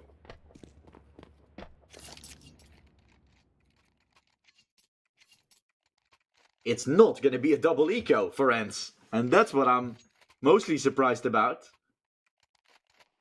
Schwarz is buying. Nah. Sell that AK. Sell that AK. What is he doing? Why would you buy with your team ecoing? You're not going to buy next round. What? Was his decision for Schwarz to go for a hero AK? He wants to do damage to the economy for Alliance. I get that. Because the one miracle, you find a bunch of kills, trade your weapons up, would be great to keep the economy for Alliance as low as possible, and he will try that. Timing found. Kill gets taken. Sure, I get it. You can upgrade some weapons, you can do some economy damage, but let's say this wouldn't have happened. Let's say this kill wouldn't have been found. It would be stuck on a Galil next one. Rough spray. Schwarz finds it. 2 kills already from ENCE. And questions if Alliance will still lose this one out. Avit is the hero. And saves the day. As ENCE gets put to a buy now. That's required to be won. No excuses anymore.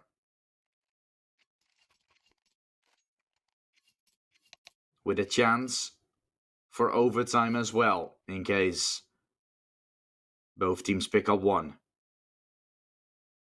2 maps that were very one-sided. Both map picks not going the way you expected. And on Nuke, it's a close game where we don't know who's going to be eliminated. Even if a team finds one now, the other can still steal it back from them at the final nudge. Oh, a technical pause even. Oh, it's making it very exciting. They're making us wait a little bit longer. Right at the cliffhanger. We'll continue tomorrow. No, just joking. Gonna finish it today.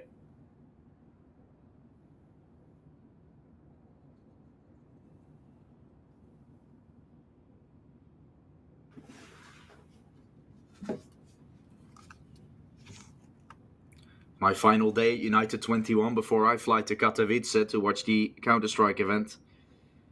And we're ending it on a bang. We're ending it on a real bang.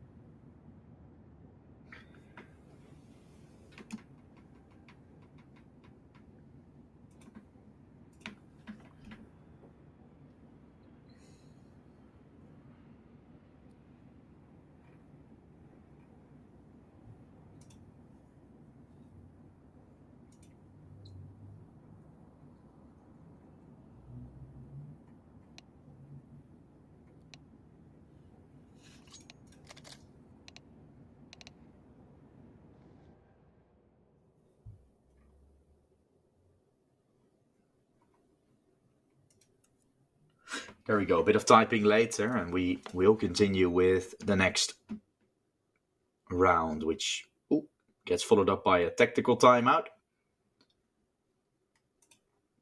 ENCE still not fully done with explaining everything.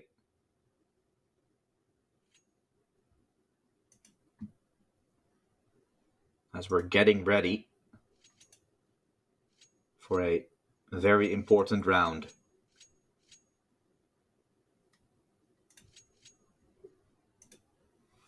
How will things be?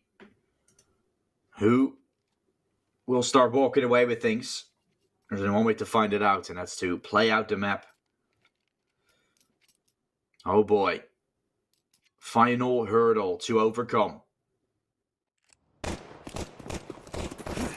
For all the marbles here between Alliance and ENCE.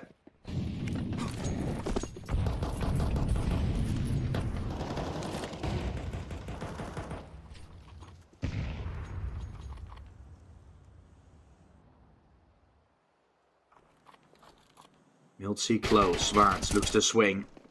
Pleasant tries to walk away. This is not hard, it's not tough. Pleasant over-aggressing 3 times in a row. Twice he found success, but right at around where it matters, around 23. ENCE does open.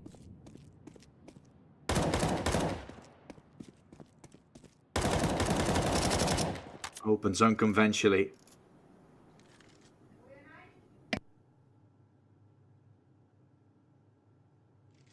ENCE will start rotating down. Still a decision to be made. And Alliance isn't really biting this. Not making any rotations down. Thinking ENCE will eventually end A. And that is, for now, I guess the call to make. But the bomb is going to go B. Fake towards A.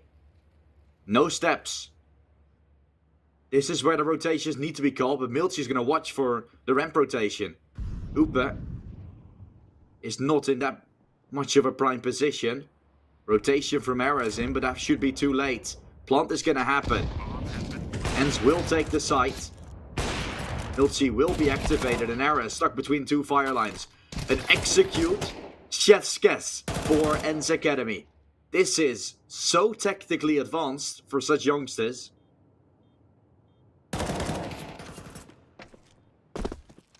And Miltsy is the key piece of it. What a lurk that was from Miltsy.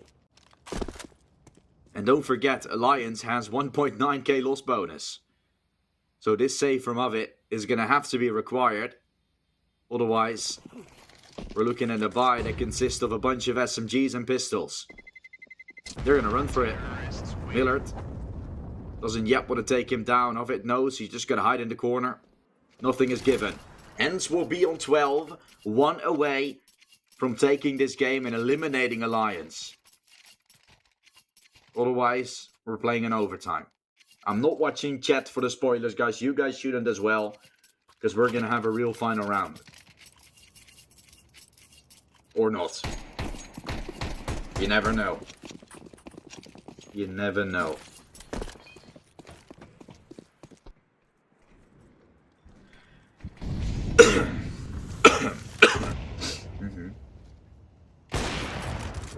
Millard entering outside with an op.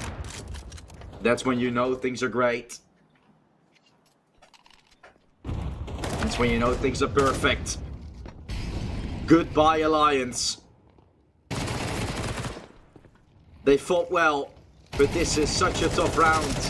Entries towards A, and they sent Alliance back in. ENCE Academy fight back from a first map that looked like they had nothing to say for. The second was a crazy one where Miltsy stepped up all the way, and in the third he had some waking up to do. But eventually ends on what looks to be a 17-13 scoreline as well. So greatly played, ENCE Academy. The Academy project from ENCE is still going to be very happy as they try to outdo themselves once more. Last season they got 2nd place. The season before that they got 3rd. The season before they got a exit of the spot that was this game. If they lost this game, they would do the same as they did 3 seasons ago. But they're still in, having a chance to fight along against either Viperia or Kono. That match will be played tomorrow to see who joins ENCE in that lower bracket matchup. So there's still a chance for ENCE to make that comeback still. I wouldn't say that they're by any means going to have an easy time now in this lower bracket. It's going to be tough every single match they're going to play. But they've at least shown that they're capable of taking a great team down like Alliance, who simply don't have to show or don't have that capability to show for in this game. They lost against ESC in the upper bracket, and that already striked that there were some problems still to be faced. And this quote-unquote newer team still, I guess, in Alliance has more work to do. Some players that you expect a little bit more from, but they're going to play a lot more matches, right? They're still in the European Pro League season 22, where they've made it, and now are going to play against Aurora tomorrow to try and show what they're made of.